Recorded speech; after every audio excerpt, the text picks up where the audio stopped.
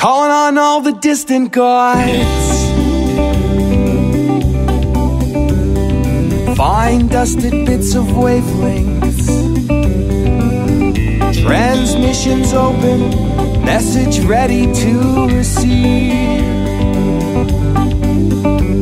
And it comes in all these little parts, words and broken phrases.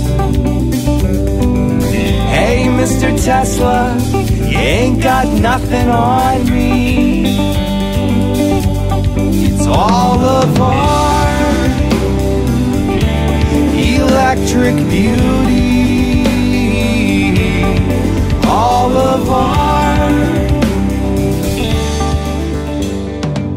Okay, so hi everybody. I'm really sorry that we're starting a little bit late. We got a lot of technical things to line up to be on all these simulcasts at once. Really appreciate you being patient. I think it's definitely worth it for all of us. So we've got a guest who's been brave enough to come on our show. It's Mitchell Nicholas Gerber, and he's in the Southeast Asia right now. We'll let him tell you more specifically if he wants to. And he's been investigating a situation in China that we've talked about before, that Alex has talked about a lot, and that's the forced organ harvesting that's going on there. And I recently got reminded that most people still don't know about it. I had a visitor from the East Coast that was here a few weeks ago, and he was saying he was just in China and all the organ harvesting has stopped. He was given an official tour, and they said, see, look at all those people practicing these yoga things in the park and everything, and government is just really happy and supporting what they're doing and everything. All the problems are over. It's all fine. Just relax and, be glad that China is now deeply embedded in much of the U.S. power structure, Hollywood, entertainment, media, stuff like universities. So it's all great. We're just all really happy everything's fine. So I thought, well, that might be the case or might not. So let's find out. And about that time, Mitchell asked me to come on the show, which was perfect timing. Nothing is by coincidence, in case you haven't noticed. And he said he'd reached out to me several times before. I never got any of those. And this one came right through. So it's obviously the right time. And I think whatever Mitchell is willing to share with us would be great. In general, what our theme is really simple. I'm interested in harmony and everybody being okay, and bringing back prosperity and sanity and mutual respect, love in the larger sense of the word, and seeing what the potential of life on this planet could be instead of the kind of twisted version that the power structure is pushing for right now. So we're going to try to wake up all of our awareness of what we can individually contribute to that, mainly by changing the expression of our full being and not the hypnotized version that government wants us to be stuck with. So sorry to go on so long. I just wanted to let you know the importance of this discussion and to share it everywhere, and just to let you know that we're getting into some sensitive things, and if we ever are not visible, go find us at real.video. We've already set up an account there, and hopefully we'll be on the air on these other ones for quite a while in the meantime.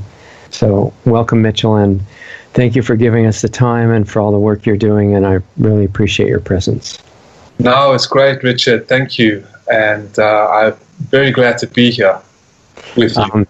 What I'd like to do to introduce you, since we've got, I think, time for this if we use it well, is I want people to know you as a person more so, and not just as an issue or a person talking about an issue. So let's go back to before you got into this at all, and what you were doing, if you want to talk about where you were, what led you from your earlier upbringing into where you are now and what your focus is. What happened? Sure. Well, I know that's enough for 8 shows, but just the parts you want to share. I'll give you the shortened version, exactly. All right, sure. I was, thank you, ladies and gentlemen. First of all, thank you for listening to and allowing me to share about such a serious topic that really affects us all as human beings. And I'll share with you why in the segments to come. But I grew up in South Africa and then became a United States resident and citizen. I'm 38 years old. I've been in international human rights and relations for over 20 years. I'm the advocacy director of StopOrganHarvesting.com or .org and EndTransplantAbuse.org. I work closely with the former Secretary of State of the Canadian Parliament, David Kilgour, and other investigators on this new form of genocide that really the world does not understand, has come to realize and become aware of on such a shocking level as you will be in the future as human beings. And growing up in South Africa, living in America, I have dedicated 20 years to advocacy, human rights. I was the president of many groups in terms of human rights. I owned my own human rights organization for a while in the States. And it just compelled me in 2001 when I was at a human rights fair at the University of Georgia studying international relations and business, that I came across this innocent spiritual movement, which I will discuss with you and Richard as the show progresses. And after hearing about what happened to it and what is happening to it, along with other groups as well, particularly this group, which we're going to mention tonight, I was just deep inside my soul, deep inside my spirit, my conscience, my intuitiveness, I really deeply felt an urge to expose and promote and safeguard and support. And many people said, why? You're a white guy, you come from a South African family, shouldn't you be concerned about just your own race or your own plight? Why don't just make money, indulge in lovely, beautiful women and material things? And I said, yeah, that's all said great and wonderful, but yet this particular practice and movement needed my help. And so 20 years I've devoted my time and my life to exposing such crimes against it by the Chinese communist regime in China. Okay, and I just wanted to take a second. At some point in your earlier life as a kid, before you were into human rights, was there something that happened or some sequence of events that got you from that, kid with everybody else into even knowing what human rights was about? I mean, that it was an issue, because most people really don't know that, I don't think. Yes, growing up in Africa, you saw the treatment. I lived under the apartheid regime, and my family was also killed in the Holocaust. They had to flee Hungary and Ukraine to South Africa. That's where I was born. And growing up in apartheid and understanding from a Jewish perspective the suffering that went along with inhumane atrocities. And then we had in 1994 the genocide in Rwanda, where over nearly 800,000 Tutsis were just macheted, and we would see the bodies coming down one of our major rivers into South Africa. And just shocking human rights atrocities have occurred in Africa. And so just seeing this, witnessing that, listening to Nelson Mandela, the late, great Nelson Mandela, even though he was a very controversial figure, part of the Communist Party in South Africa, he changed. And when he became president, I was there for 5 years, and I really respected him for his compassion, for his ability to forgive, his ability to unite, and his ability to calm those who wanted to take action in such a brutal way. And since his death, South Africa has just gone to the dogs. Now we have a serious white genocide on our hands, taking away the farmers' lands, and a very serious evil communist revolution going on and brewing in South Africa, where I fear for my family members still living there. But yes, living under Nelson Mandela's rule or reign for 5 years, it was amazing. He changed South Africa in a very compassionate way and influenced me to do something better for humanity, where he was treated so badly and inhumanely, and came out of prison and changed and said, you know what, we're going to unite South Africa. his history is his history, his past is his past, but a man can change, and a man can admit his dishonorment and be a better person, and that's what Nelson Mandela did. And he influenced me a lot to change for the better, and to not violently resist, but to peacefully protest, not in a passive way, but in a way that initiates change and initiates transformation and initiates diligence in saying no to evil and standing on the right side of destiny. Okay, so I know many in the audience are probably thinking, well, we've heard all these really terrible stories about Mandela and his wife, especially. His wife more than him, really, for the people that knew. And you're saying that was true at a certain point, and then it changed. And by the period that you're talking about, he became an example of overcoming your past and doing something really great and spreading a different spirit. Do you think that's accurate? That is very accurate. Between 1990 and 1990, he was released from prison, and in 1990 to 1995, he became a great president. And I remember living under that. He changed South Africa. It was a new South Africa. The tribes were not fighting anymore. The Zulus and the Khoisas were not fighting. The ANC and the Cosatu and the Afrikaners.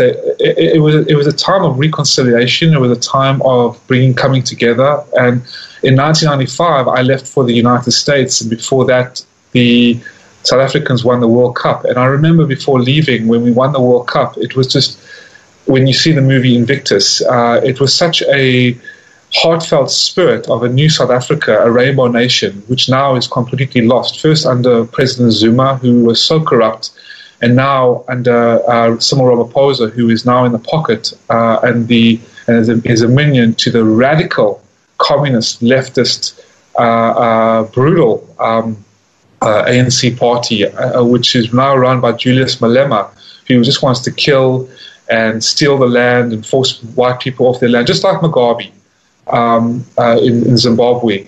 So I fear that South Africa is on the verge of collapse, and a lot of people are getting ready for a serious civil war and a brutal revolution in terms of communist tyranny and terror in South Africa.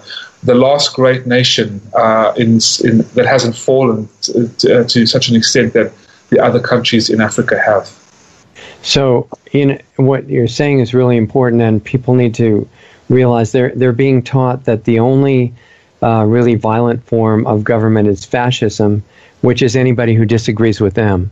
And they think that fascist is all Hitler, and that's true. I mean, I am close to people who were killed in the Holocaust as well, so I know the truth about what happened there.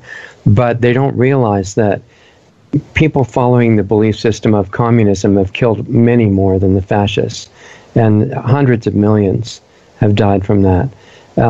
It's the most violent. Well, I won't say maybe the most, but one of the most violent systems that there is. And it's always sold to the people who don't know better by offering some form of utopia. And I guess that's what's happening in South Africa right now. And just like the idea that you can go to paradise by doing, killing all the people who are not in your religion, these people are told you can have utopia by killing all the white people, and especially the evil people who still have land, and taking their land, right? That would be the best.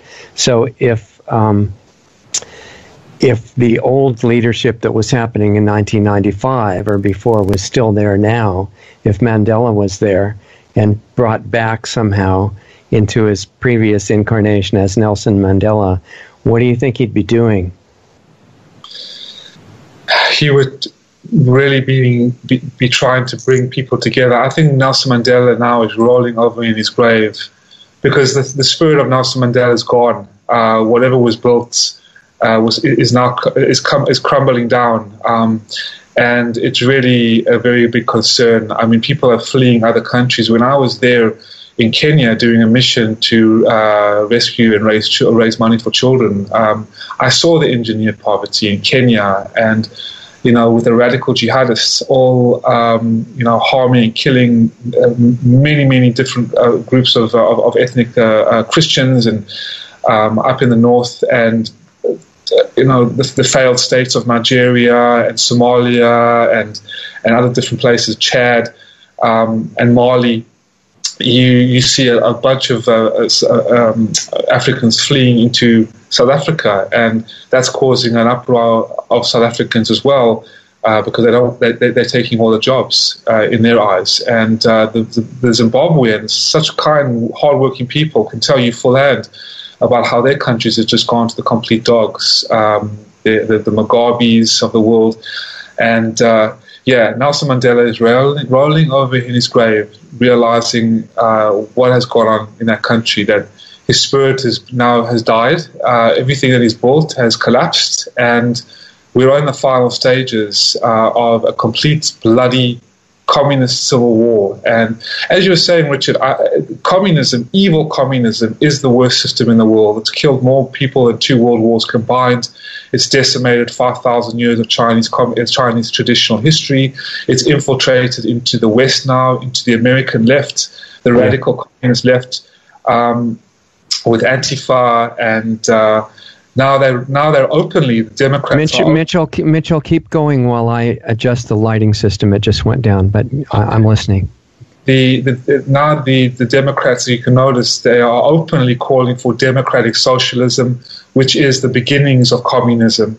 And I would like to ask these people to go spend one day under the communist rule in China, under the communist rule in North Korea, and see how they were lost one day with their unappreciative, ignorant, and naive thoughts and understandings about socialism, which is the beginnings of evil communism. It's actually written into the constitution, the so-called communist constitution, that has wiped out millions of innocent people, at least 100 million people in China. And they started with socialism. That's the disguise, that's the deception, that's the smoke and mirrors to control the people and get the people where they want. Then they take away the guns and they start forcing and mandating one-child policy, forced organ harvesting, political correctness, Common Core. You can't do this, you can't do this, you can't look at this. But they don't make it sound bad, right? I mean, they're experts at using speech and words. For example, everybody's against hate, right? So you have to ban hate speech. And of course, just so that it's all objective and fair, the rulers have to define what hate is. Exactly. And they start infiltrating into the media organizations, into the governing bodies, into the media in terms of Twitter, YouTube, Facebook, and bribing and paying them off. And it's absolutely manipulation and deception. The Chinese Communist Party, the CCP, that has controlled China for the last 50 plus years, is behind it all. And this will be revealed in the future. It has been revealed in the publication called the 9 Commentaries on the Communist Party.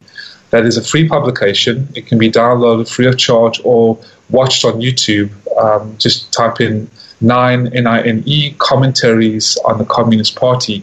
Fully exposes the evilness of communism and the Communist Manifesto, starting from an import from a Western import from Karl Marx, Lenin, Trotsky, through Mao, and all through the communist regime, the Khmer Rouge in Cambodia, and now into Africa, and infiltrated now into the American left, with a very radical ideology of just dividing the family, spying on your neighbors, taking away the guns, and like you said, using hate words to manipulate people into fear-mongering them. And you notice how the American population is scared to speak out about what they feel because they get labeled. That's the beginnings of communism. That's the beginning of the Red Guard. Scapegoating, inciting hate. So where does this come from? I get the feeling that there are people on the very top level engineering this, and then they are sophisticated enough where they will give different motivations to the different levels of people under them that they need to complete the project. So at the very bottom, where nobody understands what's happening at all, they're actually believing that the evil free market people have been hiding the truth from them, which is that everybody really should just get everything free. And it's been suppressed that could be possible. So they say we're going to give you free health care, free place to live, free basic income, free whatever you need, some free food or whatever. It's going to be great. And I think that's the low-level motivation that people who really have no understanding of what's going on is happening, right? Yes, at the cost of their lives. Well, yeah, except for that, it's going to be great. Exactly. And that's why, mentioning about, and I'm glad I've come on your show to share about this, and we can get into it if you'd like more and more, about the Falun Gong, the ancient traditional mind and body and spiritual practice that was targeted by the communist regime. And all through the periods, ever since Mao Zedong all the way up to now, there has been a evil campaign of destroying anything that has any power outside of the communist control. And because there have been movements like the Great Cultural Revolution under Mao Zedong, where 40 million people were killed just in China alone, and then it trickled into Vietnam and other countries, because Vietnam borders China, where 3 million Vietnamese were killed under the Great Cultural Revolution. And then you had the Khmer Rouge, who was a Maoist, Marxist dictator, where at least 3 to 4 million Cambodians were wiped out, and I actually went to see the killing fields.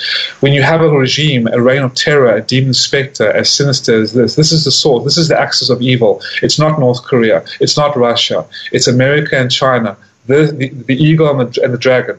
And the dragon. I just want to interject. I'm not sure if it was really 40 million. I got figures of 80 million. So, it's somewhere in there. Absolutely. No, absolutely. 100%. Communism has killed countless millions. I mean, it is the most violent and evil system on the face of the earth. And with the communist regime, the Chinese Communist Party, the CCP, this evil reign of terror that was brought into China in 1949 under Mao Zedong as a Western import from Karl Marx and the Politburo and the gang of scoundrels from the Paris Commune in the 40s, and then moved into China. Like I said, it has decimated over 5,000 years of Chinese ancient traditional culture, Vietnamese culture, Cambodian culture. It has wiped out millions of innocent people, targeted Christians, Uyghur Muslims.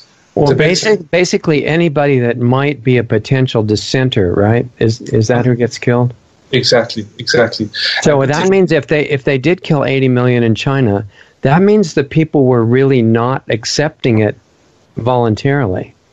There was a lot of resistance, or they wouldn't have had to kill them. Exactly, and that's why Taiwan was formed. Taiwan was formed because of that exact resistance you're talking about.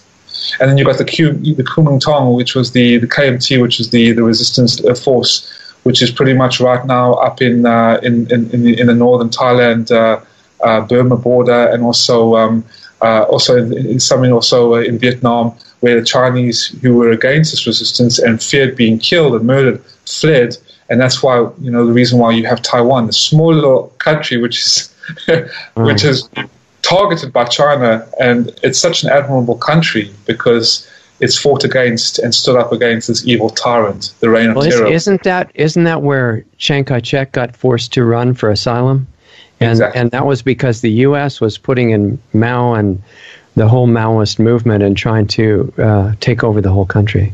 The Rockefellers particularly, yes. Yeah, using CIA elements, things like that. Wow. And I think this part of the discussion, even though it's not exactly on organ harvesting and Falun Gong quite yet, is super important, because what would be great is anybody that's not totally lost and hypnotized by the American communist movement, which is Antifa, and what's called the left, which is just a label. Anybody that is being offered free everything and told that you weren't told that everything should be free because you're being suppressed, and especially if your skin's not light enough, then you're really being suppressed. You're a victim just by definition of your skin color, which is complete nonsense. Anybody that's tempted to fall for that movement that the American media is trying to make universal, and they're playing that they're on the left and the right, and they're both arguing really for communist ideas. It's important to see through that hoax. It doesn't mean you should join another label or a side and say, oh, no, I'm not going to be a leftist, I'm going to be a rightist or something. It's that forget the labels, be a human, then you don't fall for this kind of stuff. Exactly. And when you hear about the identity politics, it's all cultural Marxism, the race baiting, Black Lives Matter. These are all cultural Marxist tools. Political correctness. They're underhandedly inciting hatred and dividing the races, the genders, the religions through cultural Marxism. And yeah, you nailed it, Richard. It's very important to see that. So on the top level, the people that start this, that engineer it, that do the strategy, what do you think their goal is? Why do they put all that effort into doing that? And George Soros is a big funder of it. It's billions and billions of dollars to support this and fund this cultural Marxist reign of terror that's infiltrating into America as we speak. Yeah. Because they want to destroy the Constitution. They want to destroy, depopulate billions of innocent people to control them with a communist-style system of mainland China. The globalists love the communist-style system. The Rockefellers love it. The Rothschilds love it. The George Soros loves it. They love this because it's the only system that has worked to destroy millions of people and control the life force of the human being. And they are trying now so desperately to do it in America, but they won't succeed. They will not succeed. Right. Because little do they know that the communist regime was on the verge of complete collapse in China. There's a huge collapse coming very soon, which luckily is divine intervention. Wait and see. It's going to be a very interesting 3 to 5 years coming up. Yeah, I completely agree. I really want to hope that there's as many people in America and the UK and other places that are really targeted right now by the globalists, using communism, using all these different belief systems, really for the same thing, enslavement and extermination. The rest is details. Exactly. And if they can not fall for that, that would be better. And if I might add, the modern thinking, the liberal way of thinking, is the way they indoctrinate, especially the university students in these liberal universities, to go along with their plan. And they are becoming the red guards and the brown shirts of Nazi Germany, the red guards of communist China, and they don't even know it. Right. They don't even know it. And it's not, we're not promoting the right, because there are crazy people on the right who have their stereotyped ideas, and they can't imagine that taking care of the environment and the earth has any consequence at all. And then the left makes believe they think it does, the people on top of that, but they're just making you feel sorry for environmental issues which are real in order to give up your rights and be controlled. So there's something in between that's not even on that spectrum at all that is what they don't want you to remember. And so we do want you to remember that. Exactly. And this is all coming from the play-by-play out of the playbook of the communist regime, the Communist Manifesto, and the Communist Constitution as out of in communist China. It's all written in blood, and that's the very, very sad thing about it. It's essentially a religion, but a religion is anything that you can't question, and if you do, they just may have to eliminate you. And it reminds me, in the 60s in America, this was being done too by the Communist Party at that time, as groups such as the Weather Underground, which was infiltrated by Larry Grathwohl and others, and they talked about having to send everybody to re-education camps and to learn the new religion, which was communism. And the people that wouldn't go along with it, which they estimated to be about 25 million, they just have to kill those guys. Yeah, it's the same thing worldwide. Exactly, and the Chinese Communist Party, it is an extremist. It's worse than ISIS. It's worse than any known dictatorship. Like there's a saying in history that many empires have killed in order to conquer. The Chinese Communist Party, a demon cult, conquered in order to kill. Their entire mission, their entire essence, I don't even want to use the word essence because it's so despicable, but their entire nature is about bloodlust. Bloodlust, sucking the marrow out of the human being and replacing it with complete, utter robotic control and terrorizing people to the point that they will destroy themselves. And then once they've destroyed themselves, whatever's left, the communist regime will just eat them all alive for their own bloodlust. Right. It's a perfect subgroup of what you called the globalists, who, at the top of which is just the agenda for complete extermination, including themselves. And a lot of people don't get that. But the communist religion is really playing a valuable part in that whole movement, which people just need to wake up and see through it. So the people that practice Falun Gong are probably the biggest group that is presenting an impediment to the complete victory of the communist agenda. So why don't you spend some time now for the people that don't know what Falun Gong is and explain as much about it as you can. I'll be glad to. Well, everybody, Falun Gong is an ancient, traditional Chinese meditation, mind, body, and spirit practice. It's very similar to Chinese yoga, Tai Chi. It's a way of life, a meditation, and there's no organization, there's no dogma. It's free of charge. It's an ancient, like I said, a Chinese spiritual discipline. It's pronounced Falun Gong, also known as, yes, Falun Gong, or Falun Dafa is the other name. It's the same practice, just two different names. And it's a highly effective way to improve spiritual vitality, health, and before China, and I brought up the medical documents, I found it very interesting. There was a survey, if I may read, that was made in 1998 in China. It's surely, I probably will not find it anymore on the Chinese website because the content of Falun Gong is strictly controlled. But to determine the health effects of Falun Gong, a group of Chinese professionals and researchers conducted a survey among some Falun Gong practitioners in 5 districts in Beijing with about 13,000 valid questionnaires. And according to the survey, out of 13,000, about 94% had ill conditions, and through learning and practicing Falun Gong, the health conditions improved to various degrees. I mean, you would see throughout the land of China from 1992 to 1998, 1 out of every 12 Chinese national citizens, ladies and gentlemen, practicing these four simple standing exercises and 1 meditation, so 5 exercises in total, and following a universal philosophy of truthfulness, compassion, and tolerance. And this mushroomed to become the largest spiritual movement and Qigong practice in all of China.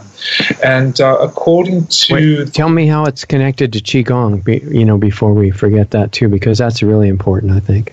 Yes, absolutely. It's the highest form of Qigong, where Qigong works with energy channels and the modalities of the human body. Falun Gong does the same thing, whereas where you first practice the first exercise, which is stretching the body and then immediately relaxing, you are blocking all the energy channels, allowing your blood to circulate much more freely and much more healthier to the organs, which will then rejuvenate the organs. And Qigong uses energy channels and a state of mind that improves the morality of the human being. So with Falun Gong, as you improve your morality, do better in business, are kinder to your wife or husband, are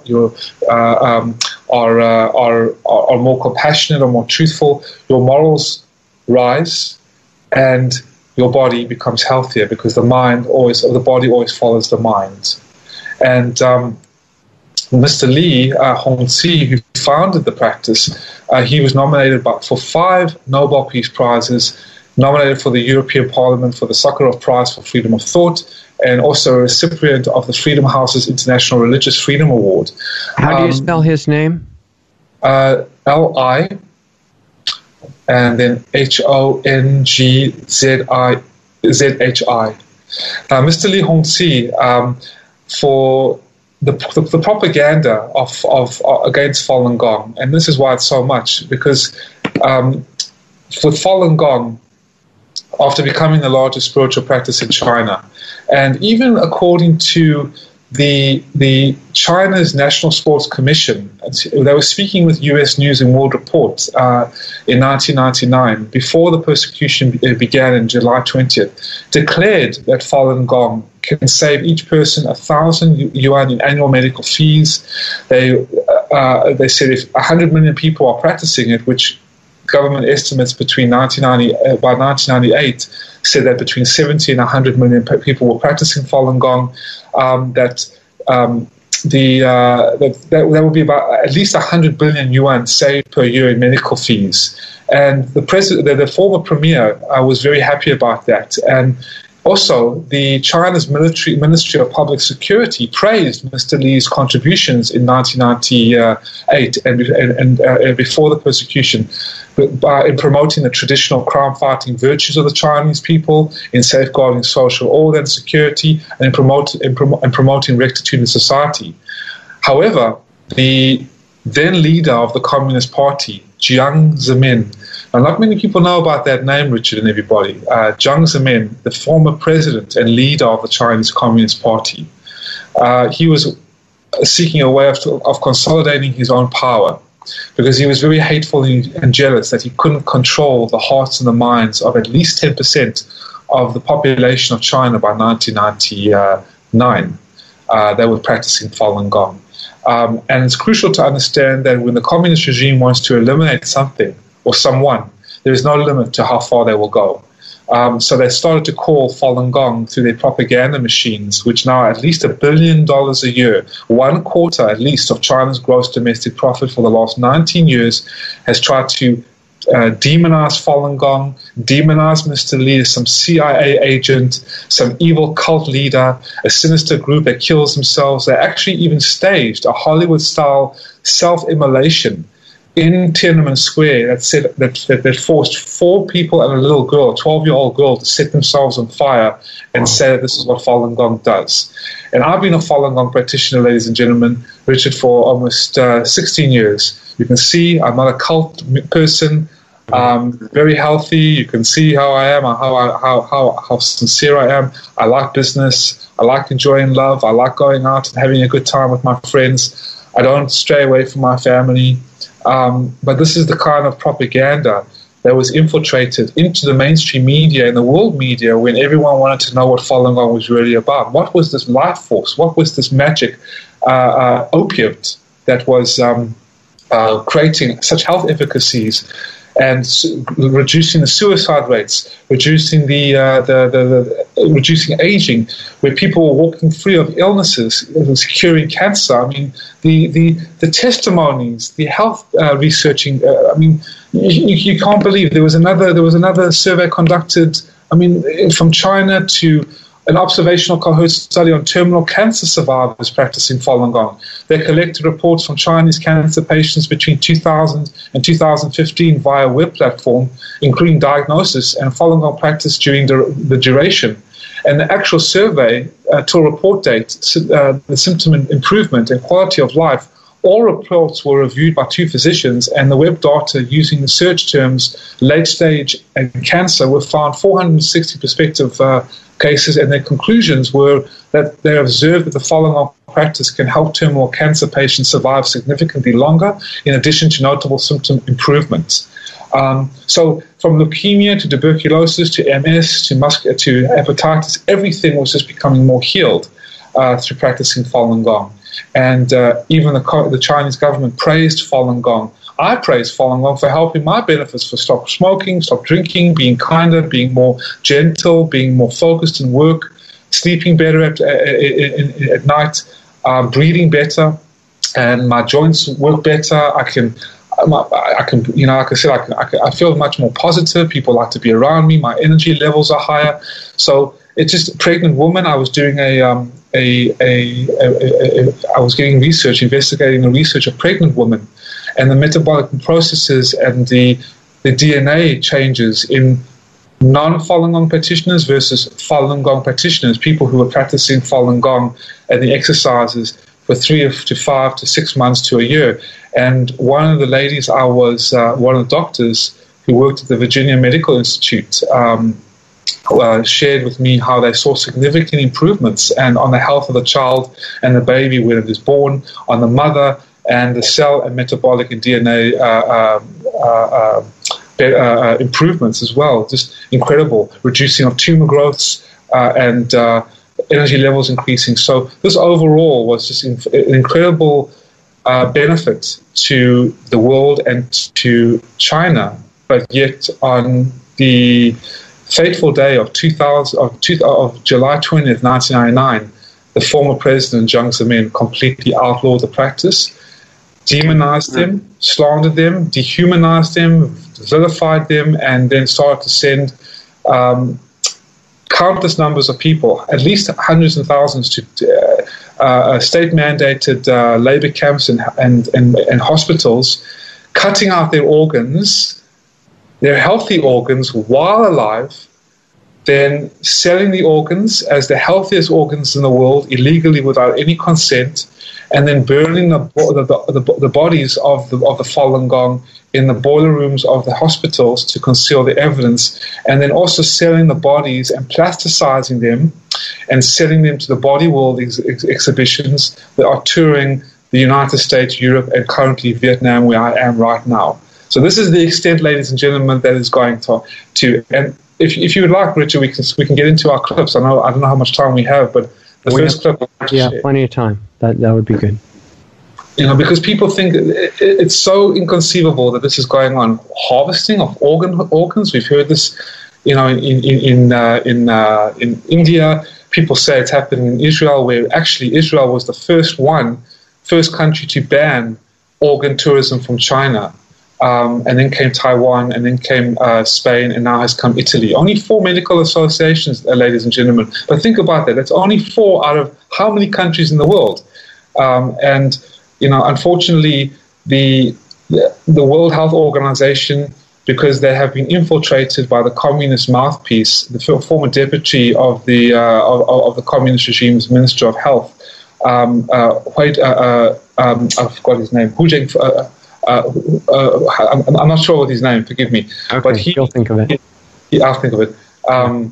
Hui Zhongfeng, I think his name is. He has become the high-ranking member of the World Health Organization, and they have turned their backs and refuted the evidence that this is going on. Same with the United Nations, where Doctors Against Forced Organ Harvesting, DAFOH.org, a band of doctors, have just withdrawn the over 3 million signatures to the United Nations twice because of the silence and complicity of the United Nations to remain silent in what's going on in China. So they withdrew the petitions to prove to the world, to show the world what the United Nations is doing, as well as the aiding of and abetting of the Vatican, holding seminars and panel discussions of how to improve the organ donations and safeguarding organ transplantation, and how they are saying, no, it's not going on, we're all banned. The Transplantation Society is also saying, no, it's not going on in China, which is absolutely rubbish. It's absolutely nonsense. It's smoke and mirrors and a deception that is pulling the world over people's eyes. Just like they said that Nazi Germany, what are you talking about? We're not killing Jews until the Americans and the Russians liberated the camps. We're not killing Tutsis here until the world came to see how the bodies were piled up, even in Cambodia. Only after the liberation has been exposed, only after history has repeated itself, do people wake up and say, you know what, I should have paid attention to this. But ladies and gentlemen, I'm glad you are sharing with us now, you are listening to us now, because there are so many people, even on the mainstream media, Richard, and that's why I take my hat off to you, that have turned their backs and have said nothing and have stayed silent, because we have all the evidence. The evidence is all out there, and that's what I'm about to play for you right now, the BBC, where in 2013, as early as 2006, actually, David Kilgour and David Mattis, 2 honourable esquires out of Canada, confirmed the allegations that between 45 and 65,000 Falun Gong practitioners were harvested alive in China. And now their numbers are much higher, between 60 and 1,000 a year. They joined forces with Ethan Gutman. Between what? Say that number again. How much? between 60 and 100,000 Falun Gong practitioners were harvested alive by the communist regime. Now, they don't want me to talk too much about the numbers because they really don't have a specific, solid, concrete number as of yet. They want to leave it to at least 100,000 per year in terms of transplants. 100,000 transplants per year. That's about 1.5 million organs per year. But at least when Falun Gong started to be persecuted, the Lagar system, which is the labor camp system, skyrocketed. I mean, it boomed in China. And there's at least between 3 to 4 million, and that's a low figure, a low-balled number, compared to the 70 to 100 million Falun Gong practitioners that were around in 1999.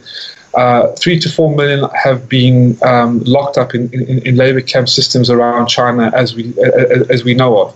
And from that, at least 20% a year have been harvested. So their numbers were between 60 to 100,000 a year, and could be much higher, but we leave it at about 100,000 transplants a year until they get the specific number, because it's so hard to believe and so inconceivable that I don't want to sensationalize anything or exaggerate anything, specifically for the top critics, and now that they're going around the world even more so with the governing bodies to say what they need to say. But if I may, I'll play that clip because I think the audience would like to hear it. You want to give an introduction to what it is? Absolutely. It was a BBC clip. There are 7 clips, ladies and gentlemen, that I put together for the Kindness of Richard show. And the first clip is from Ethan Gutman and David Kilgore, the 2 main investigators that have confirmed the allegations that this is true. David Kilgore is the former Secretary of State to the Asian Affairs of the Canadian Parliament, and with his colleague David Mattis wrote a book called Bloody Harvest. Their report, called the Kilgore and Mattis Report, can be viewed online free of charge in their publication. There is an update to that through Ethan Gutman and his book, The Slaughter, that can be read at endtransplantabuse.org. And these 2 gentlemen came on the BBC in 2013, and I think it's very, very important to hear what they have to say. It's about a 6-minute clip, but if I can play it, that would be great. Yeah, let's go. Okay. We talk a rather upsetting issue, allegations that have repeatedly been aired, that China plays a part in harvesting organs, mainly of executed prisoners. The numbers run to thousands every year. Organs then get sold on for transplants. It's always been vehemently denied by the Chinese government. But here in Britain, representatives of a campaign called Forced Organ Harvesting have been looking at the issue, and they've gone as far as presenting their latest findings to the British Parliament. 2 representatives join us here in the studio. Welcome to David Kilgore, former member of the Canadian Parliament, and Ethan Gutman, author of several books on China, who've both been involved in the investigations, are here to tell us a little bit more. David Kilgore, if I could start with you, what are the latest findings of your investigation? What are you closing in on? That about 65,000 Falun Gong practitioners have been killed and their organs trafficked. There are other people too, convicted prisoners are killed, of course, but the thing that we're focusing on is the Falun Gong community. My colleague Ethan Gutman has done a lot of work on the Uyghur community. He'll probably want to say something about that. But yeah, there's no doubt. We have 52 kinds of evidence that this is happening. To give you the easiest example, the wife of a surgeon told us that her husband had removed the corneas from 2,000 Falun Gong practitioners in a 2-year period. So, I mean, there's absolutely no doubt in anybody's mind. We've got 2 books on it. We've got all kinds of... And these, just to clarify, these come after judicial executions? No, there's no judicial involvement in virtually all of the Falun Gong. That's the thing that nobody understands. Okay, right. So we better clarify this, because we often cover the fact that China, of course, has one of the highest rates of execution, judicial execution. It's their choice. That's what they do. And they're always there in the top 3, along with Saudi Arabia and Iran. But this is something different. Exactly. It's because a police signature is all you need to get sent to a forced labor camp. And then basically what happens is somebody from, it could be London, it could be Canada, goes over there for a liver. And there's a computer bank, and it says there's a match for you out in camp number 50. and somebody's dragged out of camp number 50 into an operating room, their liver's taken out of them, it's flown to Shanghai where you're probably waiting for your liver, and you come back to London with a new liver, and somebody has been killed like a lobster in a grotesque restaurant. Hang on a minute. So you're not even saying, because, I mean, it's one issue, the judicial executions and the use of the cadaver, which I suppose in a certain legal sense is the property of the state once the state has killed the individual. But you're saying these are people being killed to order? Precisely. And it's so, as you say, your horror shows how distressing it is. But yet it never gets mentioned that these are people who've been maybe giving out pamphlets asking them to stop killing Falun Gong, and they're guilty of nothing. Ethan Gutman, also here. Can we step back just a moment before we talk a little more about this? I want to find out that there is a shortage of organs because people don't donate them. Is that why? What are the cultural reasons why there is this kind of shortfall that fuels this market that you allege you have evidence for? Well, there is a cultural shortfall, but that's in part because the Chinese government has never really promoted it. They didn't have to. They have this massive supply, possibly, up to 3 million prisoners out there. Of those prisoners, perhaps 25-30% are prisoners of conscience. Some people who aren't even in the system, never even registered into it. They just they've disappeared. These are people who often even don't give their names to protect their families or their locations. These people are prime candidates for organ harvesting. Now, the allegation is, it's left me open-jawed, what you've just said. I have to ask you more precisely, what evidence do you have? Who have you spoken to, for example, who is actually involved in this trade that you allege is there? Start in the beginning. In 1995, there's a man in this city, Enver Tohti, who you can interview yourself. I suggest you bring him on the program. He performed a live organ harvesting of a prisoner who'd been shot in the left side of the chest in a non-lethal way. And he removed the kidneys and liver from this man. So you can start with that, that acknowledgement, and then you can go to the massive evidence of prisoners, particularly Falun Gong, who were examined in Laogai and under extremely primitive conditions. And they're being tortured and they're not being fed and so on. But then they're taken to a modern hospital, just the Falun Gong. And there they look carefully at their corneas, not their eyesight, just their corneas. So in effect, you allege that these prisoners are being catalogued for what might be saleable or useful as a body part. No, I think we're alleging that they've been harvested at a scale of possibly 10 to 15% of these prisoners of conscience. Okay, how does the market operate? Who controls it, therefore? I think there we've got a lot. I think there's where the work needs to be done, is how is this market operated? As I understand it, there was a doctor, a surgeon in Taiwan, who was well aware of this because he used to argue for the Chinese price for his patients. And they said, well, you know what, we really love you, the other doctor said, so we're going to give you the Chinese price. Not only that, we're giving you all Falun Gong. These people don't smoke, they don't drink, they don't have hepatitis. And I asked him that question, well, how's this done? He said it through sort of an informal eBay system in China. Right, so if there's an informal system, this also means that ultimately the Chinese government can deny any involvement in it, which they always have done. Yeah, they've said that they've been made aware of some of these problems and they have taken action to systematically root this out. That's what they've always said. But there's one problem. Briefly? Yes. The six high-ranking officials checked into an Urumqi hospital in 1997, and they were waiting for organs.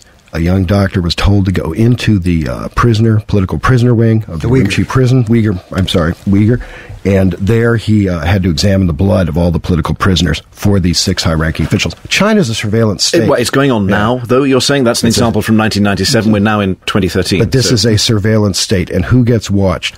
The medical hospitals, the military, the party members. Well, many thanks indeed. And that was in 2013, Richard. That's going on. 5 years. One little comment I would want to make based on something they said, talking about why is there a shortage of organs for people that need them. And they're talking about, well, the Chinese government isn't promoting it to get it from legitimate sources and that sort of thing. That could be true, but in my experience, as a health researcher, for the last 50-some years, I would say that the primary reason there's a shortage of organs for transplant is really because of the suppression of real health information that would make the transplants unnecessary. Just wanted to throw that in there. Interesting. Yes, and to add, the Chinese culture is one that does not allow for the body to have. They only want the body intact. The traditional culture, the Chinese, but only from the communist regime's reign of terror will they do something as dreadful as this. The normal Chinese, I think it's more like the Rastafarian culture when I was in Jamaica. That's why Bob Marley never amputated his toe when the cancer spread throughout his entire body, because they believe also in their culture that the body should be intact from life after death. So just for the sake of them being killed for their organs, this is unfathomable. It goes completely against the traditional culture of China, which is the intention of the Chinese communist regime to do, just like on the radical left on the radical left in America, to destroy the constitutional values, to destroy the traditional values, to destroy the family, to incite hatred. It's all from the communist playbook. Break the spirit, right? Break the spirit, yeah, break the spirit. If I may, I would like to just play another clip from Edward Beckman Scott, who is the former Vice President of the European Parliament. I think his testimony will definitely irk some people and pick up some ears, if I may. Yeah, sure. Sounds good. Okay. Edward McMillan Scott. Thank you very much indeed, Peter.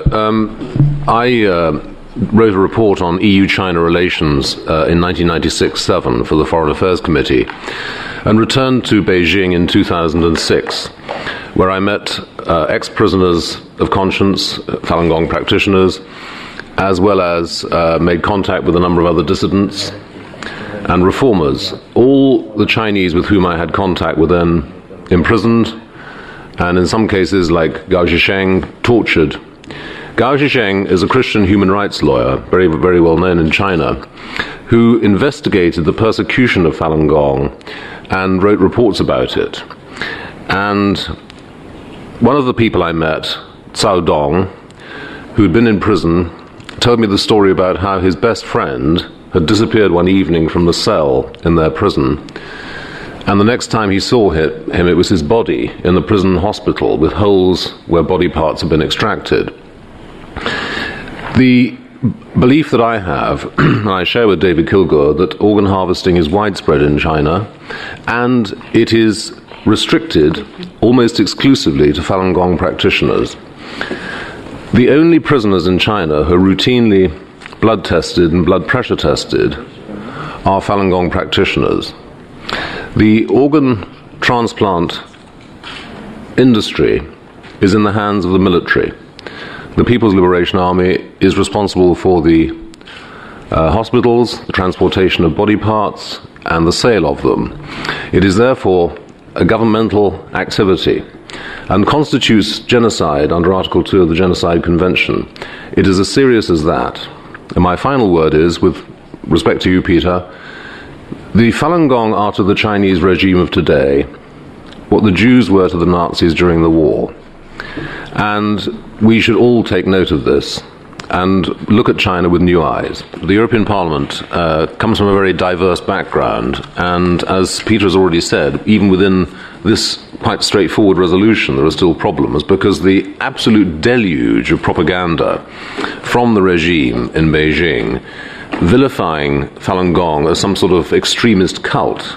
Now, I've met, as I said, hundreds of members of Falun Gong. It is not a sect, it is not a cult, there is no money involved, there is no brainwashing. All the normal characteristics of a cult simply don't exist. These are people who practice their spiritual exercises on their own, and yet, as I said, because between 70 and 100 million people in 1999 were practicing Falun Gong, this was seen by Jiang Zemin, then the leader of the Communist Party, as a threat to his own position.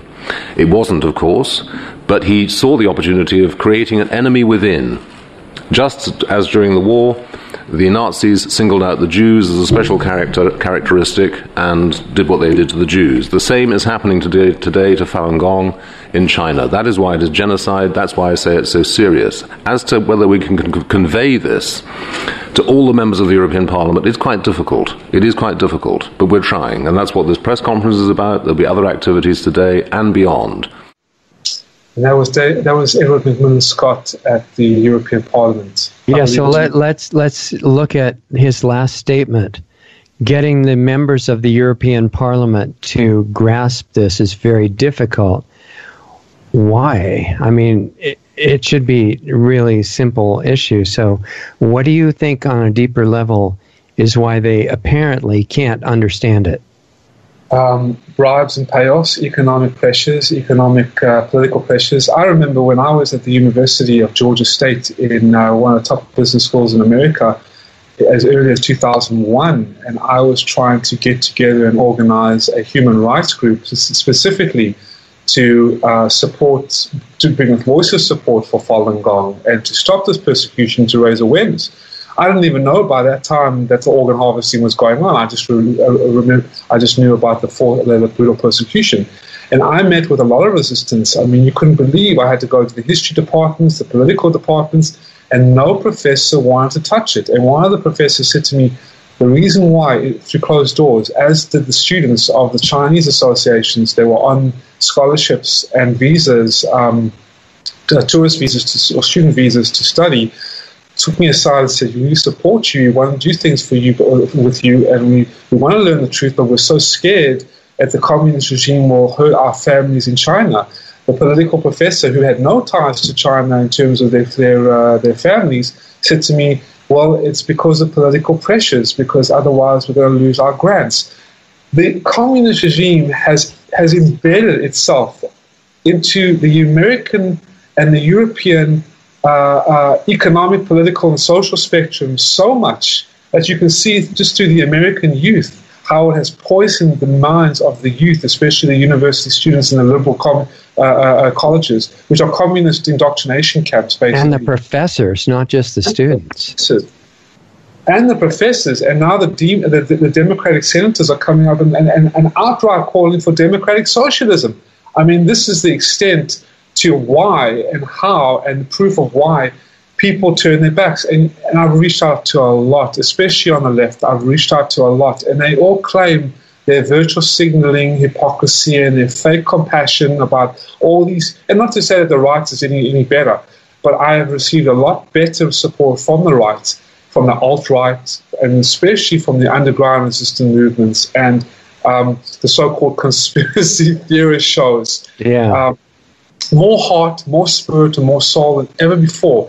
And I think that's the biggest thing that I really would love to see happen, that people really grasp the severity of this. And when you hear Ed McMillan Scott, and when you hear Anastasia Lin, who is Miss World 2015, 2016, and who couldn't participate in 2017 Miss World in China because she practices Falun Gong and her father practices Falun Gong, her testimony is incredible. I'd like to play that for you, if I may.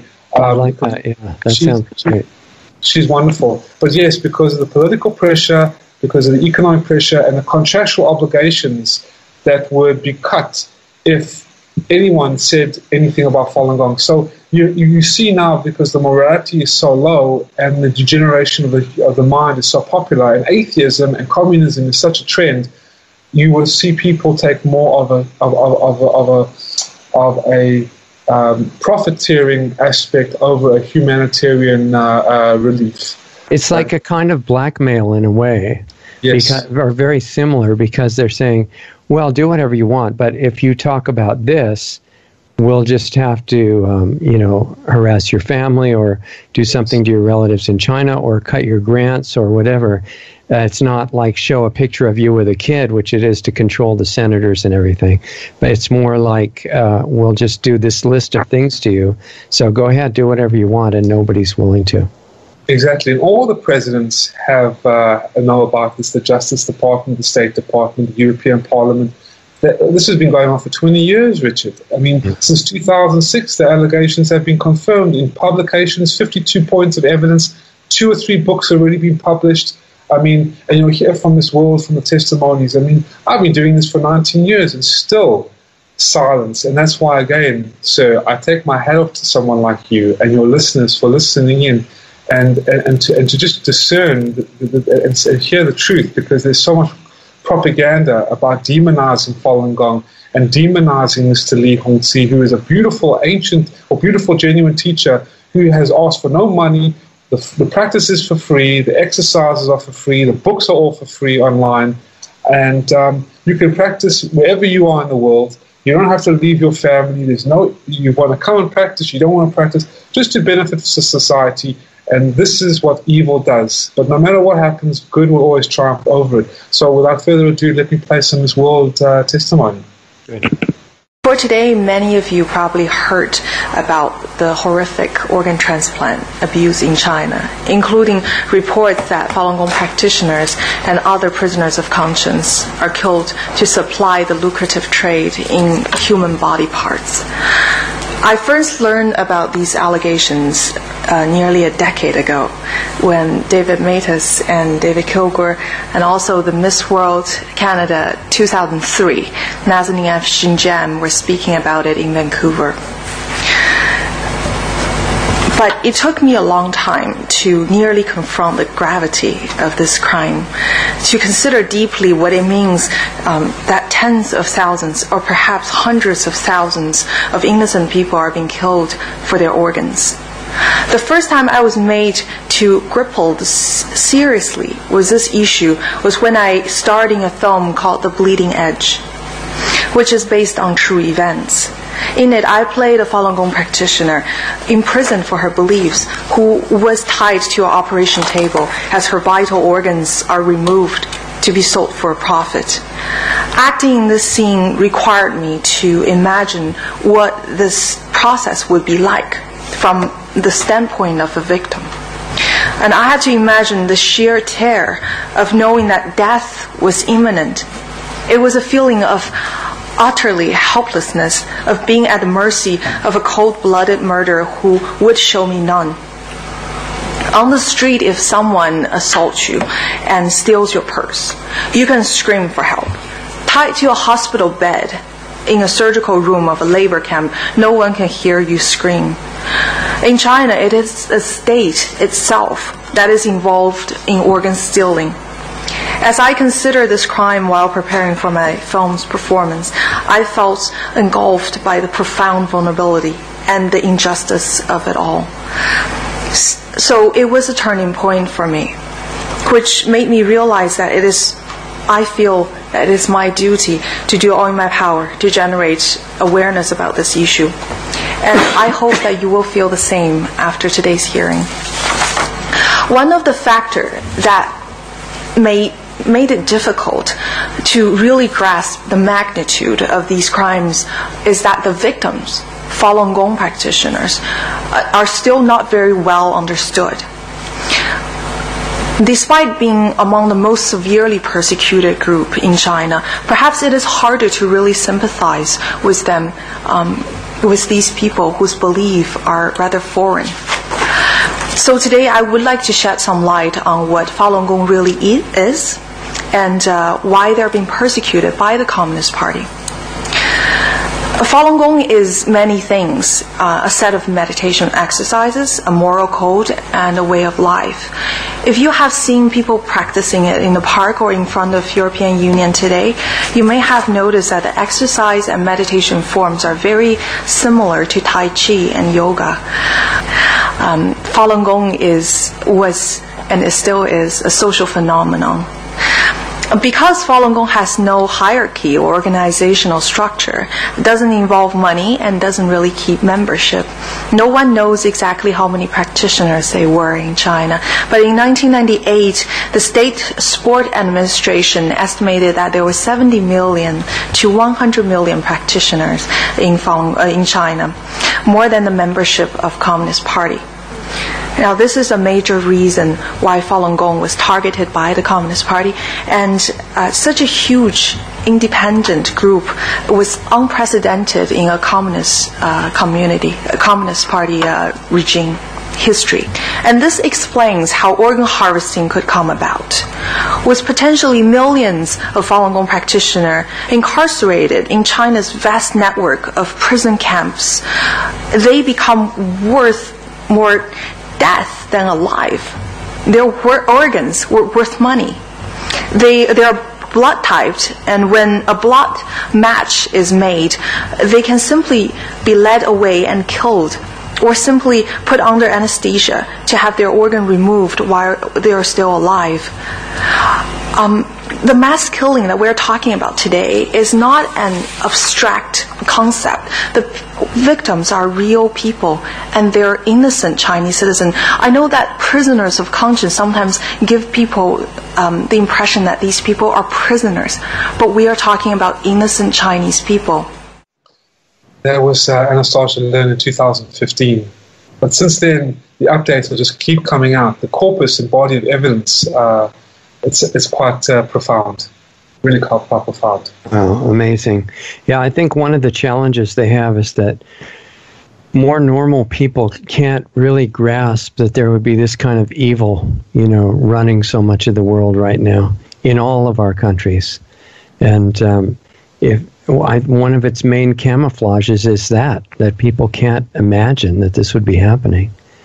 Absolutely. And through a 2006 report and many other reports, especially on China Organ Harvesting, the research center, ChinaOrganHarvest.org, they give a list of whistleblowers. One was a Chinese medical surgeon who witnessed, under the cover of darkness, guarded by the Chinese army, that, as you heard by Edward McMillan Scott, that the Chinese Liberation Army is responsible under under the leadership of the communist regime, the Gang of Scoundrels, which are the evil head of the communist regime, which is Jiang Zemin, in Bo Xilai, who was the mayor of one of the largest cities and the most deadliest persecuted cities of Falun Gong practitioners, where they would kill the Falun Gong, plasticize their bodies, remove their organs, and then plasticize their bodies, and then sell their bodies to the multi-million-dollar Body World exhibition.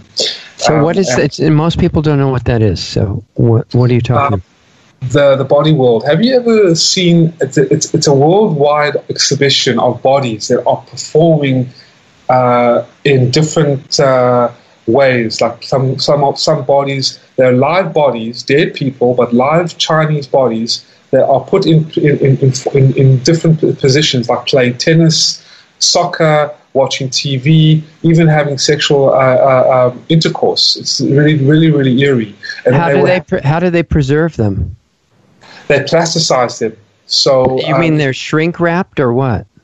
They're actually plasticized with what do you call plastination? It's a plastination process. This is a kind of embalming, I assume, right? Exactly, in China.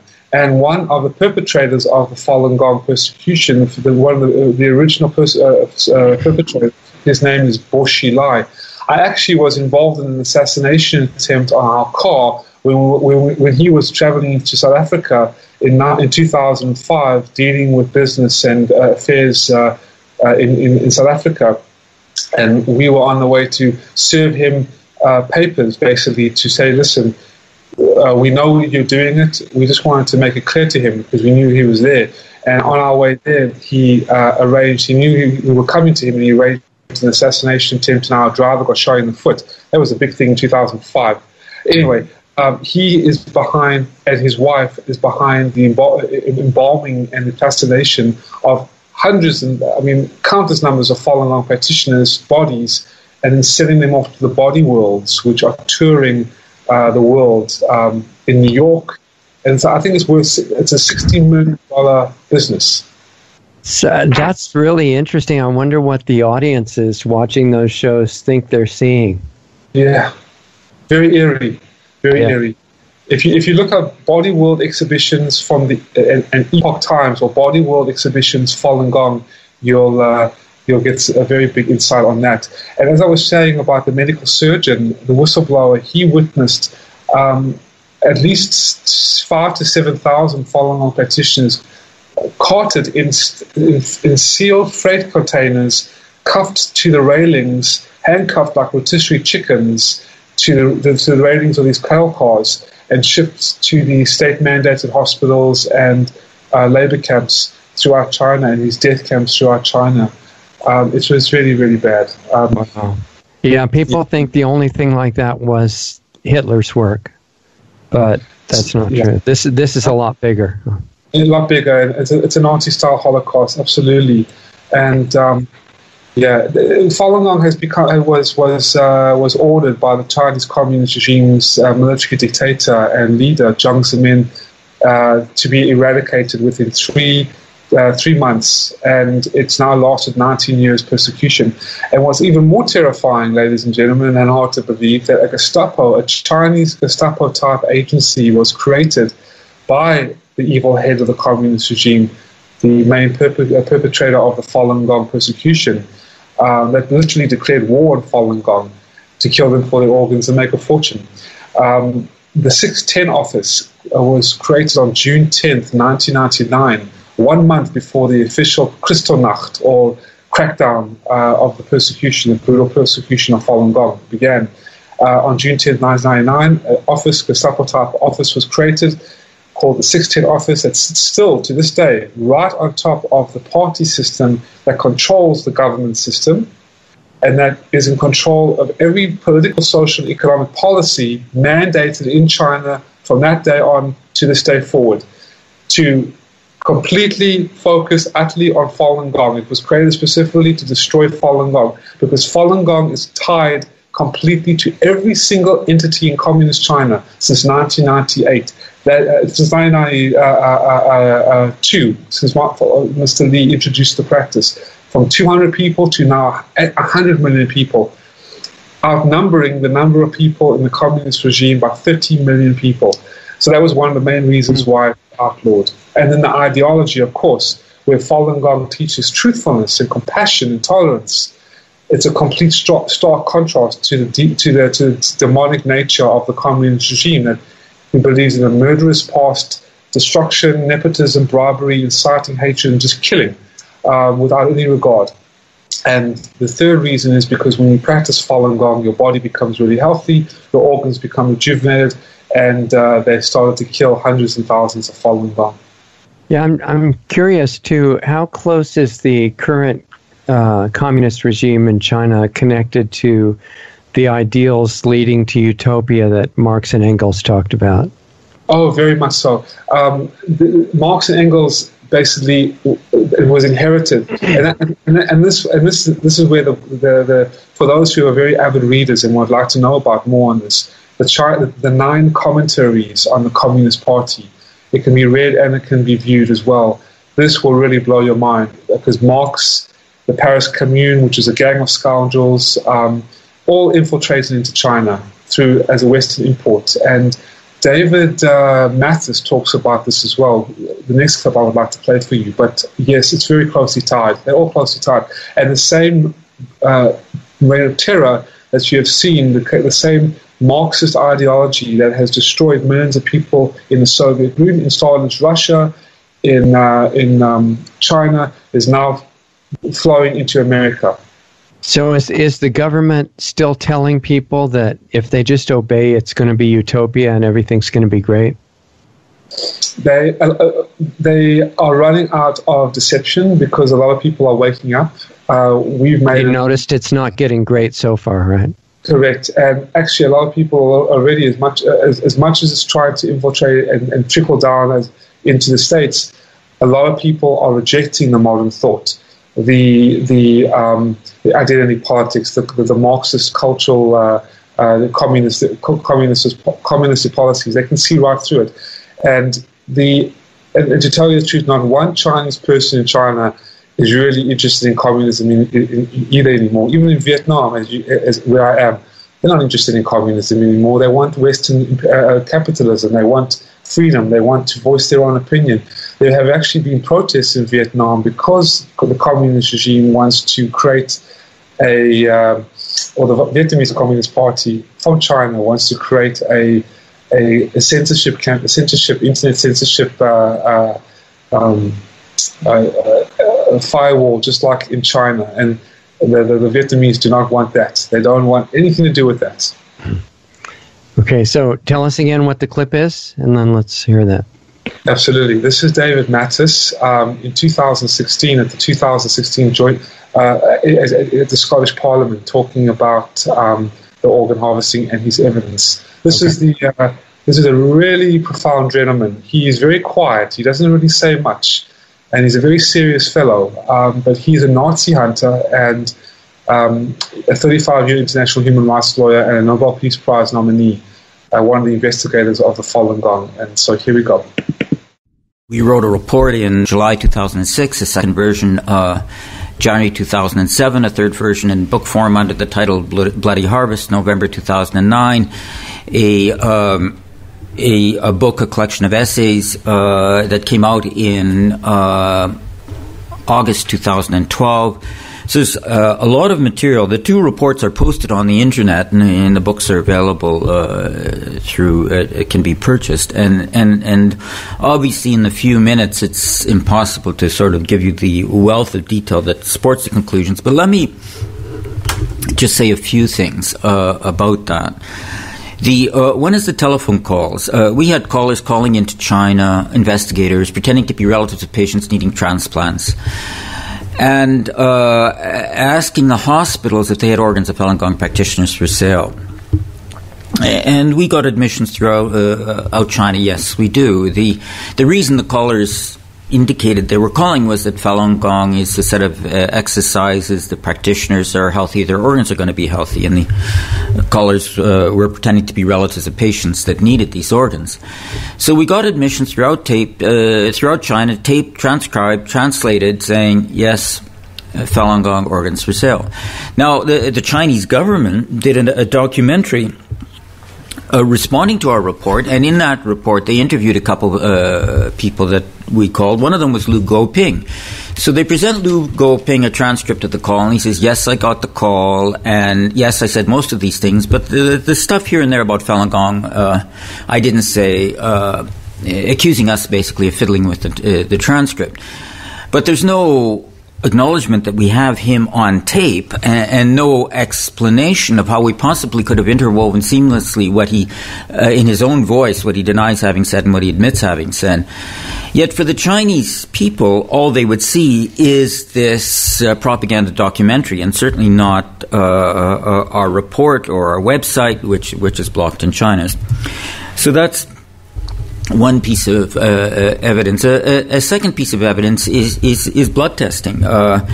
We found that Falun Gong practitioners who got out of prison and not out of China told us systematically they were blood tested and organ examined, and it wasn't for their health because they were being tortured, but it is necessary for organ transplants because you need blood type compatibility and ideally tissue type compatibility as well.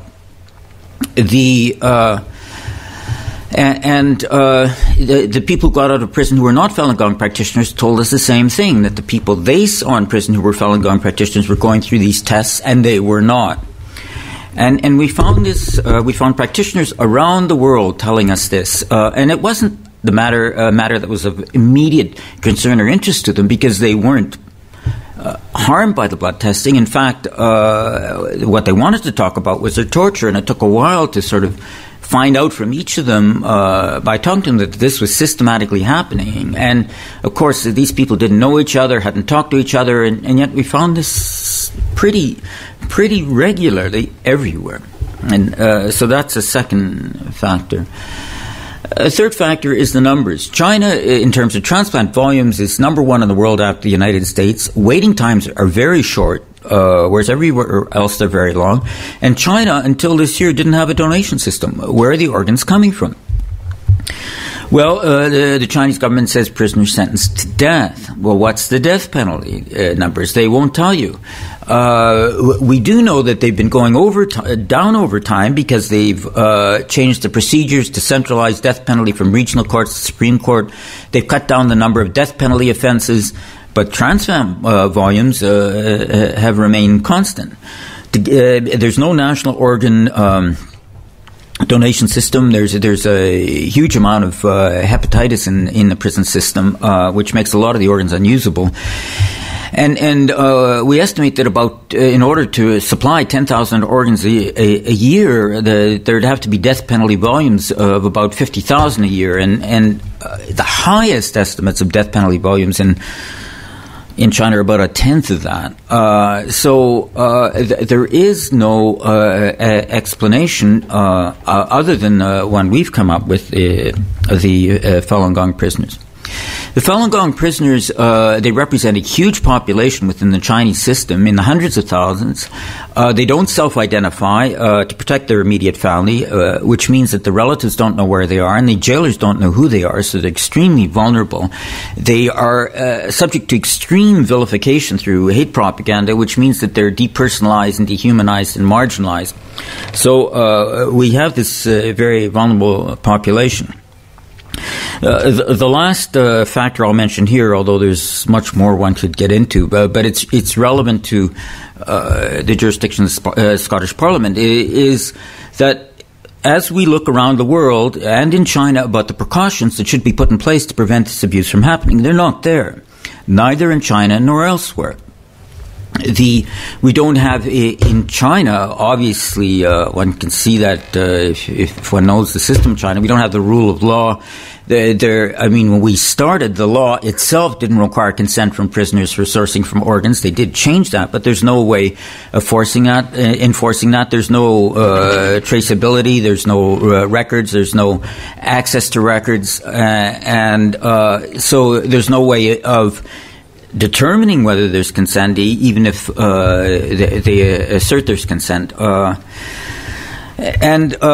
So we don't have the system in place in China to prevent it, and we don't have the system in place abroad to prevent transplant tourists from going into China and participating in organ transplant abuse. There are some legislative proposals in some countries to deal with it. Israel enacted a law to that effect, and it's something the Scottish Parliament could do. Health is a devolved domain; it's not a reserved domain. The Scottish Parliament, in its devolved domain, can enact extraterritorial legislation, and it's done so for female genital mutilation. So it already has legislation about organ transplant abuse called the Human Tissue Scotland Act, which it could simply amend to encompass foreign transplant abuse. And it would send a message. It would be an example. It would help to establish a network to prevent this sort of abuse. So those are my very brief remarks. Thank you very much. So that was David Mattis. Amazing. Yes. So what was the response to his presentation? Very, very well. But Scotland is still looking into banning forced organ tourism. There's only been 4 countries. Like I said, the first one on the list, and a lot of people after my talks or my sharing, they say in the comments, well, Israel is this and Israel is that. No, Israel is not. Israel was the first one who banned organ tourism. Now, there is a very Zionistic faction in Israel, because Israel is very diverse. But the Knesset, along with the Rabbinic Council and Jacob Levy, who is the president of the Transplantation Society in Israel, part of the Medical Association, wrote laws enacting forced organ harvesting, and even into the insurance policies of the everyday Israeli citizen, that bans any forced organ tourism to China. So that was actually very good. Then Taiwan, Italy, and Spain. Scotland is going to be behind them, I'm sure, very soon in the near future. Canada, and hopefully the US, because US organ tourism is skyrocketed. And so we're trying to get President Trump, who is actually on it was funnily enough, he wrote a law for human trafficking, pedophilia, and mentioned the Falun Gong organ harvesting, but we're trying to get to him because Obama was very weak. Clinton, I don't even want to mention that communist spy, excuse my language, but I can tell you right now that she was absolutely a shill. And George Bush was George Bush, but hopefully with President Trump, they had a big rally in Washington D.C. The Falun Gong on the the anniversary of the 19 years persecution, which actually was July 20th, 1999. And through that rally, President Trump's motorcade was there. So he saw the full shebang of ending communism and the forced organ harvesting. So hopefully he'll do something about it, because the Justice Department knows about it, the CIA, the FBI. I had to sit down with the Federal Bureau of Investigation actually in 2004 or 5, I believe, because my car was broken into. My phone was bugged. I received death threats. A couple of my friends' houses were broken into as well, and they were beaten. Long-term Falun Gong petitioners from China, and I had to sit down with the FBI. Two men in black, and one from Taiwan and one from America. And I'll never forget what they said to me. They said, "You're doing a great job, Mitch. Keep going, keep doing your thing, and no matter what happens, because the communist regime sent me a message through an international translator, and the Beijing official said that if you continue doing your efforts, we will come after you, and we'll also kill more Falun Gong practitioners." And that's what really chilled me to the bone. That they would kill. They even outright announced. They figured that's the best thing to tell you to get you to stop, because you care about that, exactly. All of that happening. Exactly. And the Taiwanese FBI agent said, we know full well that in the Confucius Institutes, which is a communist mouthpiece, a friend of mine is actually doing a project to rally against it, to protest, and they're actually being closed down. They're not getting the funding that they need because they have been exposed as basically disguised CCP, Chinese Communist Party associations, and they're not universities. They're ridiculously evil. And the Chinese student associations that have been put into different universities, with my university as well, it was in to monitor the activities and made almost like a spy agency to not only control the students but to get different secrets out of America and infiltrate. It's just really bad. Yeah. Yeah, and they've had some help from the previous administrations up to now too, right? In getting that done. There's a lot of discussion, or has been recently, about the nuclear weapons that ended up being the capability for North Korea came with assistance and special programs from the U.S.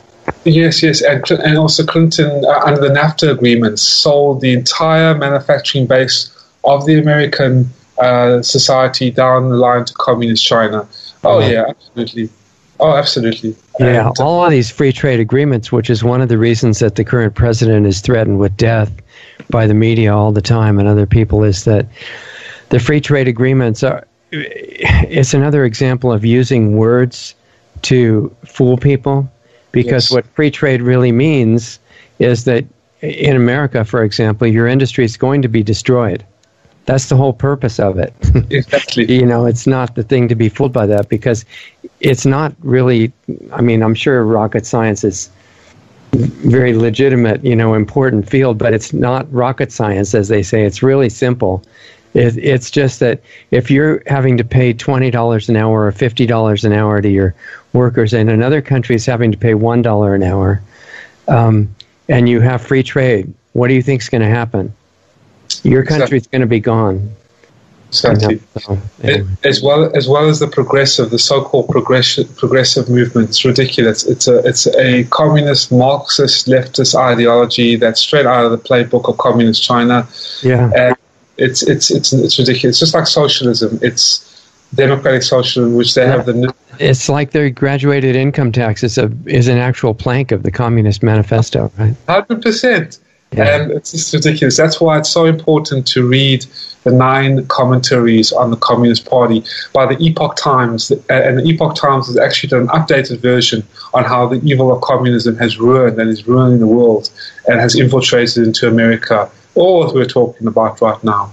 Now, what about the visitors that go to China now, corporate visitors and things like that are specifically shown that there's no such thing like this going on?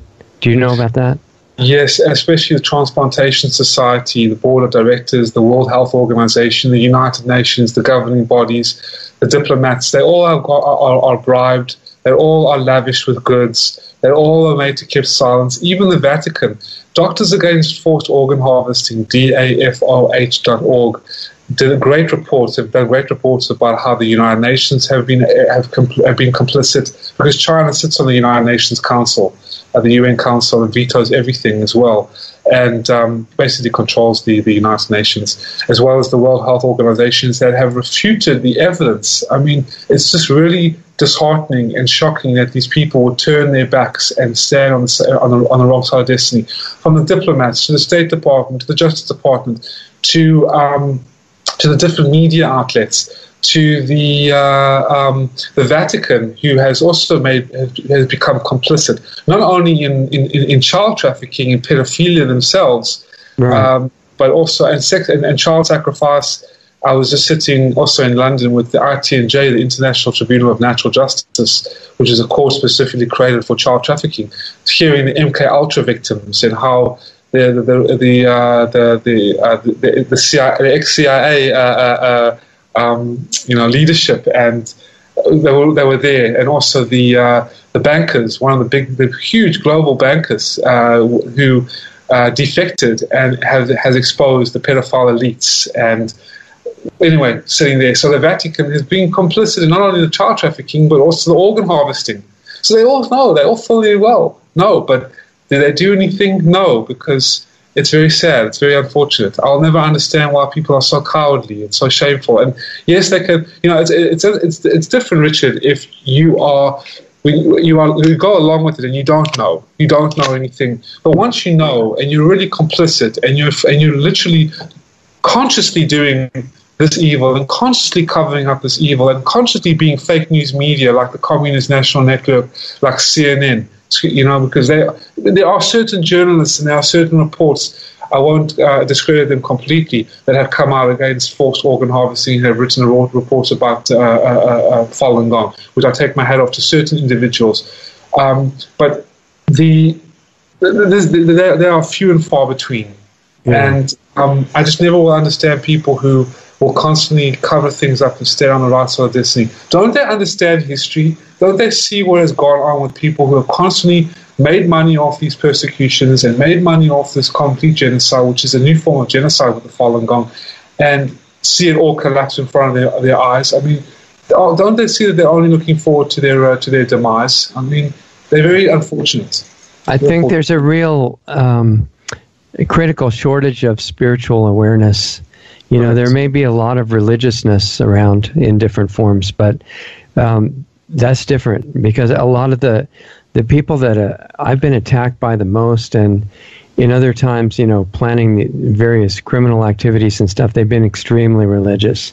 But if they get, which is probably what Falun Gong is about, if they get in touch with more self-awareness on a deeper level, which is the same as spiritual awareness, because if you're aware of yourself, it leads you back to where you really came from. And once you get to past a certain even beginning point of that very early, you can't go along with any of this stuff. It's not an option. Right. Yeah. Exactly. No, I agree completely. It's very few and far between of spiritual awakeness. A lot of fake virtual signaling hypocrisy and fake compassion out there, and complete double standardry. But like I said, that's why I take my hat off to you. And I was just wondering if there's time for one more clip. Yeah, sure. Just tell us what it is. This one is from Professor Wendy Rogers. She's a clinical director in Australia about the forced organ harvesting in China. She just backs up the claims of Ethan Gutmann and David Kilgore. I think it's a great testimony from her as being interviewed as a clinical psychiatrist and researcher for many years, and pretty high level up in Australia. And I just wanted to share it with you. Okay, sure. That sounds great. Okay.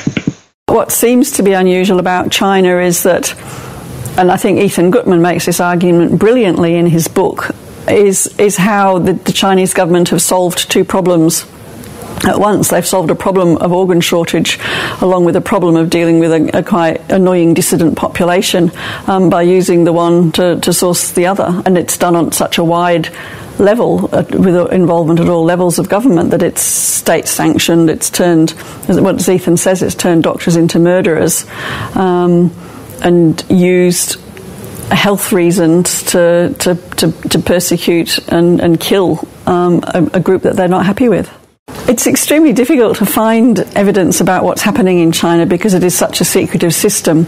At the moment, however, though, we've got 3 reports that have come out over a period of 10 years. The first in 2006, Bloody Harvest, by David Kilgour and David Mattis, used a wide range of evidence and particularly relied on phone calls and interviews and website scrutiny to look at what was going on in China to establish the nature of the trade there. Then Ethan Gutmann did his investigation called The Slaughter, which was published in 2014, and he used a different methodology. He interviewed people who'd come out of labour camps and put together a very detailed picture which he fitted into the political background of China and built up a very compelling story of how the two things had come together, the persecution of the Falun Gong and the rise in transplant medicine. So that was 2 sources of evidence. Following that, in 2016, we've had a new report published called The Update, Bloody Harvest, The Slaughter, The Update, which is available free to download. And this is an exhaustive report, 600 pages with 2,000 references. And in this report, the authors who joined forces, so we've got Mattis, Gutmann and Kilgour, have tried to document the extent of transplant activity in China using a number of innovative methods. So they've looked at the number of hospitals that are licensed to do transplants, the number of hospitals that are not licensed but are nonetheless doing transplants, the numbers of beds in the hospitals, the number of medical staff in the hospitals, reports of how busy the doctors are, reports of bed utilisation rates, and reports of profits being made by transplant in individual hospitals. In terms of withholding credibility from practitioners of Falun Gong just because they're practitioners of Falun Gong, it's an instance of what we call testimonial injustice. It's like not believing someone because of who they are rather than because of what they say and the reasons that what they say might be true. And again, I put it down to the skill of the Chinese government in demonising the practitioners of Falun Gong within China, so that they're, as I understand, can be ostracised or considered to be bad citizens, bad people, and so you shouldn't believe anything they say. But they've also sold that to people who should be able to take a far more critical stance, who haven't been subject to years of Chinese brainwashing, and who should be able to say, okay, it doesn't really matter what this person's spiritual practices are. They're providing me with evidence, and I should listen to this evidence and take it at face value initially. Of course, you're sceptical if you think someone's trying to tell a story to further some political ends. But again, as Ethan's explained, there's no evidence that Falun Gong is a cult of any sort. There's no evidence of political action to try and bring down the Chinese government. There's no evidence of anything other than a deep desire to be left alone to practice their spiritual beliefs in peace and to not be locked up and murdered. And so it seems a very unpleasant and evil form of victim blaming to withhold credibility just because people are practitioners. So that was Wendy Watches.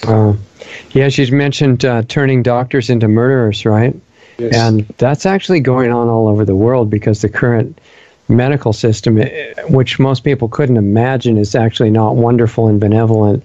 It's all based on drugs and injected poisons that say right in the literature and sometimes on the major government websites, well, it may kill you, it could, give you a heart attack or make your brain stop working or all these things, but it's fine. And just in America, they say, ask your doctor what's right for you, and you take all these toxic chemicals to become healthy, or have them injected into you, that's even better. And when they do too much damage, we'll have to start removing your organs. And they're not even Falun Gong practitioners at all. Well, we gotta love those. We gotta love those vaccinations. Yeah, I mean, Australia is really far along towards exactly what she's talking about. Even though Falun Gong is not involved, I mean, they're taking people's food money if they won't allow their kids to be injected with whatever the government says. I know. It's totally amazing. I know. It's so sick. Yeah, taking their welfare. So, yes. And now the other thing that strikes me is, I think anybody who has a normal little bit of compassion left in general wants to support those who are being persecuted wrongly and based on incorrect information. It reminds me of something that might not seem connected, but it really is. It's gotten me a lot more people hating me recently, is that in America, our media is this huge organization that spans all the supposed different perspectives, left and right and conservative and liberal, and they're all showing their unity in demonizing any movement toward waking up in our country. And one of the things is they don't want anybody to be able to have rights of self-defense. And all of these regimes, like in China and other places that want to kill their population, they have to disarm them first, right? And so one of the things they want to do to move it toward that with the communist movement in America is demonize any firearms rights organizations. So I thought this is being done to the NRA and the GOA and other really good self-defense oriented organizations in America. And so I recently joined a couple of those just because they're being attacked and demonized. And I think it's the same with Falun Gong, even though they're really very similar. You know, Falun Gong is self-defense by self-empowerment and consciousness. Wow. And I think it's connected, from what you've said, to some of the ancient tradition of beautiful consciousness traditions within China, right? You haven't said much about those, but that's a very interesting connected topic. They're kind of getting back to that. You know, some of the brilliant sages that were talking a long time ago. Absolutely. And you just nailed it. Yeah, absolutely. It's Falun Gong was the biggest threat because of the self-empowerment, because of the self-independence, because of the self-liberation, and because of the moral servitude and rectitude that came from the practice and the philosophy and the moral grounds that fundamentally brings a better society. And how stupid can any kind of regime be in this world to not support something that is beautiful, something that is peaceful, something that is beneficial to their citizens? But the communist regime is a demon cult. It's not even a religion. It's a cult of cults. It's a reign of terror. It's a mutational toad that was created to destroy and will be completely, will collapse, because that kind of evil cannot exist. Any kind of evil regime in this world that has rose to the level of that kind of evil will fall. Any gangster that came, Gotti, Al Capone, these kind of people will fall, just like the communist regime will fall. The Roman Empire and the Nero killing hundreds and thousands and countless numbers of Christians. The Hutu regime, the Mugabe regime, ISIS, they all will be destroyed. They all will be, all will collapse, because that kind of evil cannot triumph. And I admire Falun Gong practitioners, like I admire courageous people from the past. They will stand up for their spiritual beliefs. And I admire you, Richard. I really do. You and Doug. I really admire you guys, because I tell you, I reach out to so many people, and it's just wonderful to be on your show with you tonight. It's such a blessing, and I sure would love to come on again. And to everybody who is listening, if I can say a few words, God bless you. Thank you so much for sharing for allowing me to share with you. And I know you are so busy in your lives, with your children, with your business, with your colleagues, with your students. But man, I'm so happy that I got to share with you in your hearts, and that you know about Falun Gong, and that you can do everything to spread the word and share, and even write and sign a petition. And people will say to me, "Oh, what are you talking about, a petition? That doesn't do anything. We're going to bomb China. We're going to invade China. What's that? What is a petition going to do?" But a petition, as Shakespeare says, the pen is more mightier than the sword, my dear friends, my dear listeners. So right. It's like signing a check or signing a will. Sign a petition is pledging your support pledging your position to stand on the right side of destiny. So, if you go to one of the websites, stoporganharvesting.org or endtransplantabuse.org or doctorsagainstforceorganharvesting.org, DAFOH.org, you can sign one there, even just to look up the information. Okay, and I would think to practitioners of Falun Gong, there's no rule that you have to leave your old religion, right? You can be whatever religion you want. Falun Gong actually enhances your religion. There are many Christians, Jews, Buddhists, atheists. You can do whatever you want. You can be a practicing Buddhist. So the reason I asked that is, just like I did with the NRA, why doesn't everybody just join Falun Gong since they're being so persecuted? Start investigating it, start trying it out, see what the exercises feel like. Just do it as a health practice if you want, but the idea of a harmonious and peaceful, non-aggressive, emotional, mental, and spiritual outlook is actually good for your for your physical health too. So why don't the rest of the people in the world, including us, just join Falun Gong, and it's going to be that much harder for them to wipe us all out? In the future, I'm sure, yes. As a practitioner of Falun Gong, I come from a Jewish family. You don't have to give up anything. There's no giving up anything. It's not like it's a cult or a sect, as you've heard. You can do whatever you can come if you want. You don't have to come. You can learn the exercises. The books are really highly recommended. They're free of charge. All on the internet at falundafa.org. You can join any practice site. People, volunteers will teach you the exercises. So what's one or two of the books that you think a beginner should get to learn about it and start being able to practice a little bit? The book is called Falun Gong, basically. It's the first book of Mr. Li Hongzhi. He's the founder of Falun Gong. If you go to falundafa.org, and Falun... I didn't quite hear the whole thing. Say that slowly. Sure. The first site is Falun Info, FALUN info.net, faluninfo.net. And the other one, where you can get the book Falun Gong, is falundafa.org. Falundafa.org, yes. DAFA. DAFA, yes. That's the other name of the practice. It's got two names. It's the same practice, but it's two different names. And was it .com or .org or what was it? .org. .org. Okay, great. Falun.org. And the book is called Falun Gong. And the main book of Mr. Li is called Juan Falun. It's also, you can download as a PDF. What's it called again? What's the book? ZHUAN,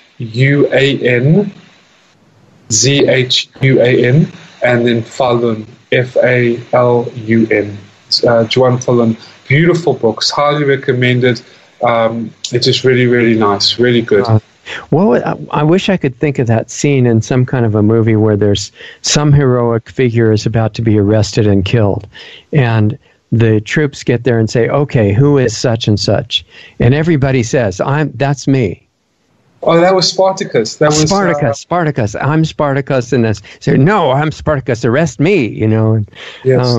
Why doesn't everybody just do that with Falun Gong? Say, no, we're all Falun Gong practitioners. Because in China, to protect the identity of their families, their colleagues... I don't mean there. I mean here. Absolutely. All the other countries. We need more people to do that, yes. And there's been protests, peaceful protests all over the world. But yes, that would be a great idea. If you go to... they usually hold candlelight vigils near the Chinese embassies. They also hold big group practices, to just show and commemorate the anniversary of the persecution of Falun Gong by handing out flyers and being on. They have a beautiful Tiangao marching band where they play through the streets of New York. It's quite profound. It's quite admirable and beautiful.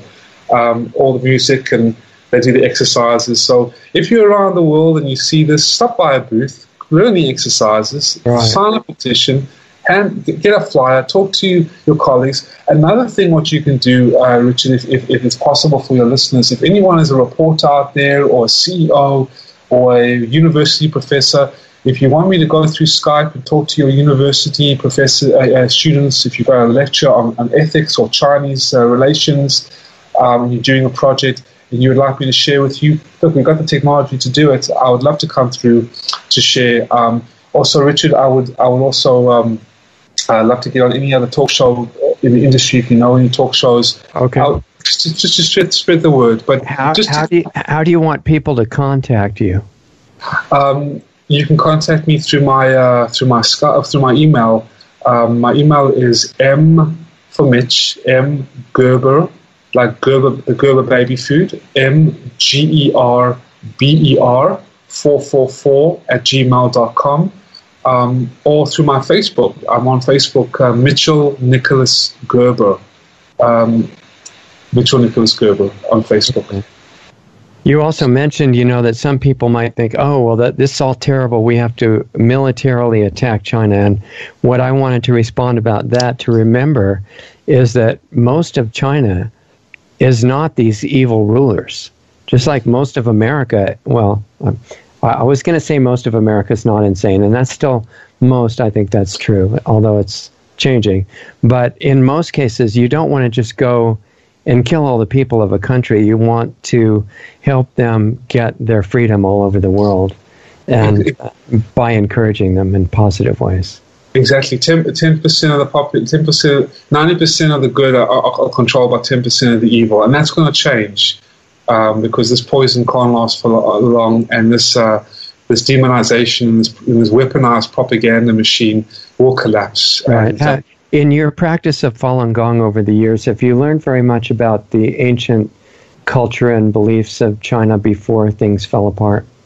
Oh, amazing. And actually, there is a really wonderful show that is touring the world called Shen Yun, ShenYun, ShenYun,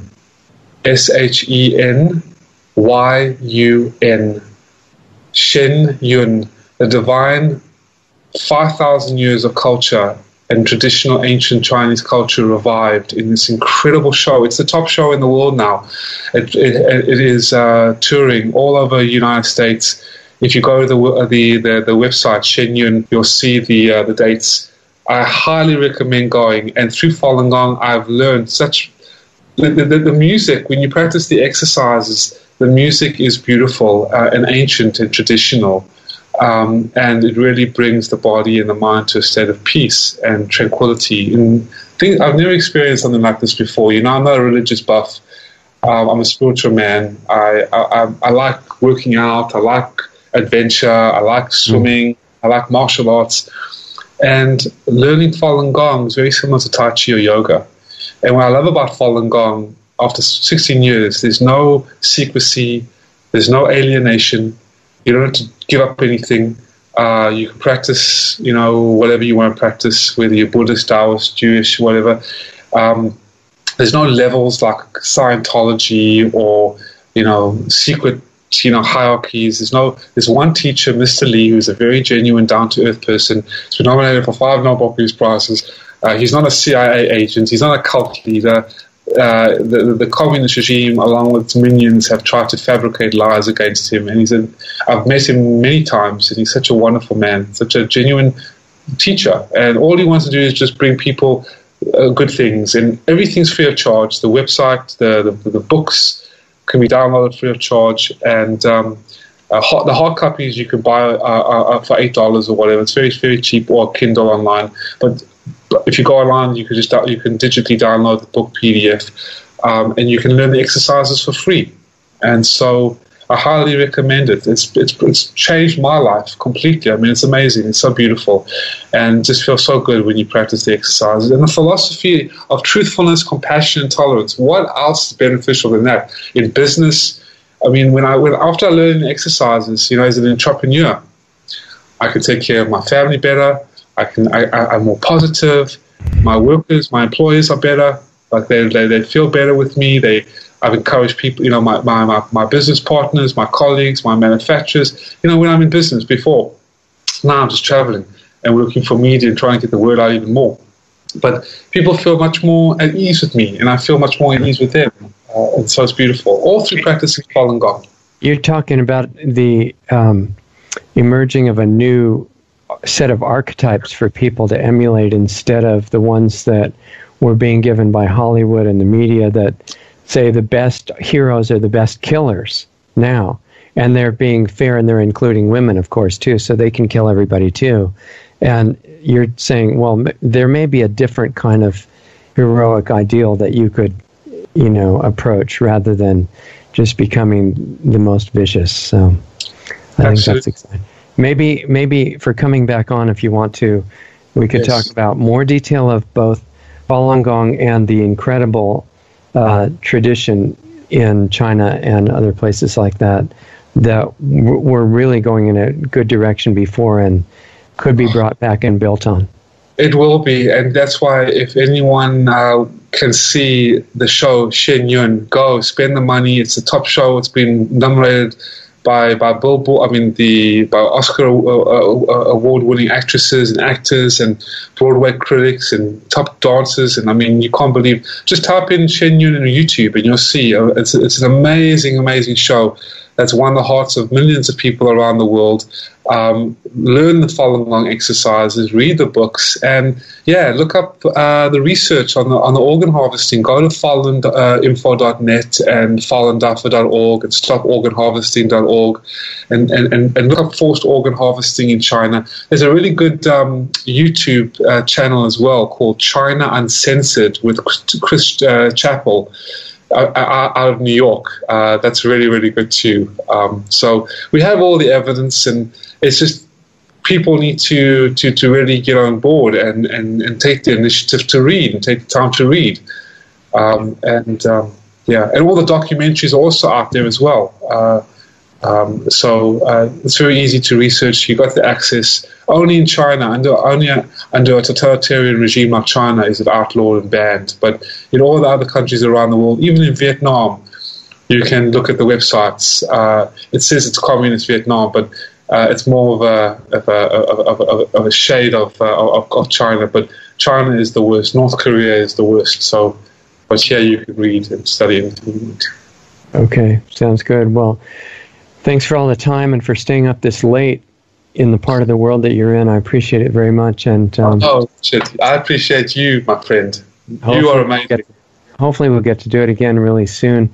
Thank you, everybody, for listening. And check out all the websites and everything, all the material. And thank you very much. All right. We'll talk to you soon, Mitchell. Thanks. Okay. Bye. Okay, guys. That was Mitchell Nicholas Gerber. I really appreciate you maybe hanging on till the end here or coming back in pieces as you were able to be with us. I think spirit like that is a better archetype to be inspired by than the ones that just say we should all kill each other. And I don't think that's really a very good idea, although you have to keep the ability to be defensive when needed by whatever means you have to. But the main thing that we're trying to do is get rid of the kind of divisive hatred that is being sold by the people that are offering the utopias and things like that, and bring back sanity before it's all collapsed. And I love having people like Mitchell on the show because it gives you an example that anybody can do that. You can do it within your own environment, within your own workplace, within your family, not by trying to convince everybody of anything, because you're just going to get more fighting that way, and there's no particular virtue in that, but by being something so different that it's just going to affect people even if you don't say a word. It's like, there's a lot of atrocities that are going on that Mitchell was talking about, which are important to know about, but it's not saying, necessarily go kill the people doing the atrocities. It's saying fighting for what you love is a lot more powerful than fighting against what you hate. And we're not supposed to remember that principle, but it's really true. And that kind of fighting is based on becoming something. It's not about worrying about what we've done by mistake or incorrectly in the past. It's being aware of that and then correcting it and becoming much more than you thought you could become, because as long as you don't think it's impossible, you can do it. So I would encourage everybody to read the books, study the literature, support the Falun Gong people by adopting whatever you learn from their teaching that is useful to you. It's not like having to change religions or something. It's just learning something that's practical and useful in your life to help your physical health, your emotional well-being. I'm definitely going to find time to look into it more, and hopefully we'll have Mitchell back to support us. Hope you'll share the archive on whatever platform you got it on. And remember, if we disappear from the conventional platforms, find us at real.video, which is a contribution of Mike Adams. Substitute real, without the censorship. And check up on where we are elsewhere by going to lostartsradio.com. Find out about the club, lostartsradio.com/club, if you want to go to the next step with all this stuff and work on yourself with more focus. But you don't have to do that. You can also just look at our YouTube channel, or as long as it's there, or a Facebook page, anywhere you can find our free videos. We're going to keep making more of those. Let us know what you think. Comment, complaints, questions, whatever you want to say. We just want to stay in touch with you, and I'm basically really grateful for the chance to be with you for this amount of time. Thank you, and let you go back to whatever you were doing now, and I hope everything goes great for the remainder of your existence on this planet, certainly for this week, and I hope you'll be back. And remember, on Sunday, we'll be able to play some of these live streams in audio form for anybody that missed part of them and can't see the live stream for some reason. Other guests will be on the Blog Talk channel as well, so keep up to date on that. There's always an announcement for the upcoming show at blogtalkradio.com/club. Probably forgetting something important that I wanted to tell you. I took a few notes during our discussion with Mitchell, and we're going to get much more deeply into it when he comes back again. So stay in touch, and email me if you have any important feedback or anything you want to say at all. I'll read those I read all of them, and we'll respond as time allows. Richard at lostartsradio.com. And remember that every minute in your life, you're the teacher by who you are, and out of that comes what you do. So we'll see you next time. Introducing Lost Arts Radio Live, our new Saturday late afternoon, early evening 1-hour live stream show. This new show precedes our Planetary Healing Club, which starts at 9 p.m. Eastern and 6 p.m. Pacific. The Planetary Healing Club, which is not free and open to the public, but you can join for a minimum donation of just $10 a month. Our new live stream show, which is free, starts Saturdays at 7:30 p.m. Eastern and 4:30 Pacific. It can be accessed by going to lostartsradio.com/live.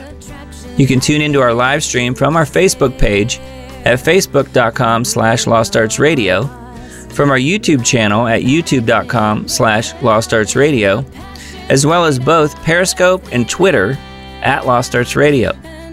You can ask questions during the show by using the chat function on YouTube, or make a comment on Facebook during the live stream. Once again, that's Lost Arts Radio Live, Saturdays at 7:30 Eastern, 4:30 Pacific. As of January 2018, the Saturday live call-in show is now an interactive video platform called the Planetary Healing Club. The cost is just a $10 minimum monthly donation, automatically billed through your PayPal account. Sign up at lostartsradio.com/club. The Planetary Healing Club is every Saturday night at 9 p.m. Eastern, 6 p.m. Pacific. You get your link to participate in the show upon signing up as a member. Those shows are also archived as well for club members. Listen to our new shows with guests every Sunday night at 9 p.m. Eastern, 6 p.m. Pacific. All Sunday shows with guests have archives freely available on our website at lostartsradio.com. You can also find them at blogtalkradio.com/lostartsradio, as well as our YouTube channel, youtube.com/C/lostartsradio. Mixcloud at mixcloud.com/lostartsradio. And finally, look us up under the podcast directory on iTunes. Find us on Facebook at facebook.com/Lost Arts Radio or on Twitter at Lost Arts Radio. Be sure to join the free Lost Arts Radio Facebook group as well. Just search for Lost Arts Radio Group within Facebook. You can also join our forum on our website if you want to interact with other listeners. We also have links to all of the great independent musicians whose music we feature each week on Lost Arts Radio. When you do your Amazon shopping, please use Amazon's Smile program at smile.amazon.com. And when you choose Lost Arts Research Institute in Sedona, Arizona as your charity, Amazon will donate 0.5% of whatever your order total is to Lost Arts Research Institute to help fund the building of the school and keep our radio show on the air. Please visit lostartsresearchinstitute.org for more information on the school we want to build. Be sure to sign up for our free weekly newsletter on our site under the Radio Show tab or right from the button on our Facebook page. Contact Richard at richard@lostartsradio.com or myself, Doug Diamond, at doug@lostartsradio.com. Thanks again for listening to Lost Arts Radio, and we'll see you again next week. Calling on all the distant gods, fine dusted bits of wavelengths, transmissions open, message ready to receive, and it comes in all these little parts, words and broken phrases. Hey, Mr. Tesla, you ain't got nothing on me. It's all of our electric beauty, all of our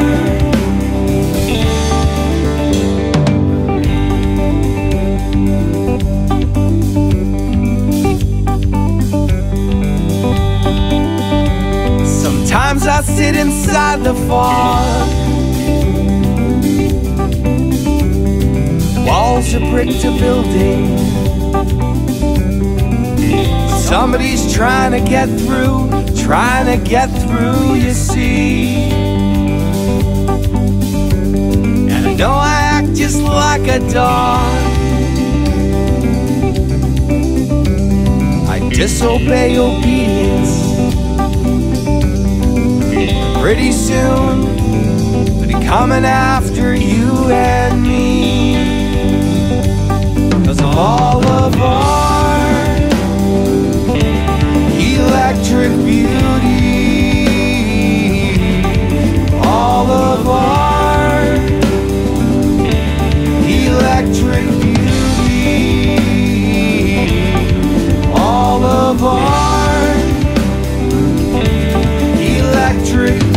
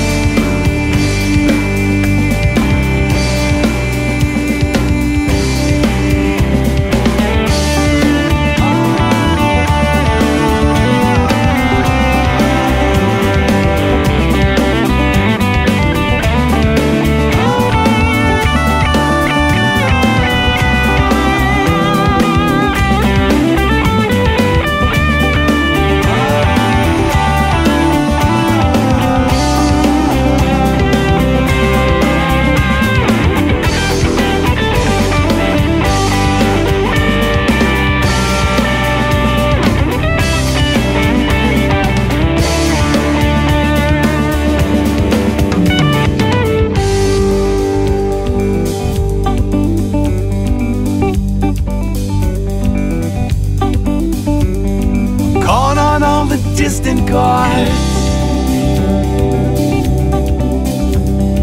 fine dusted bits of wavelengths, transmissions open, message ready to receive,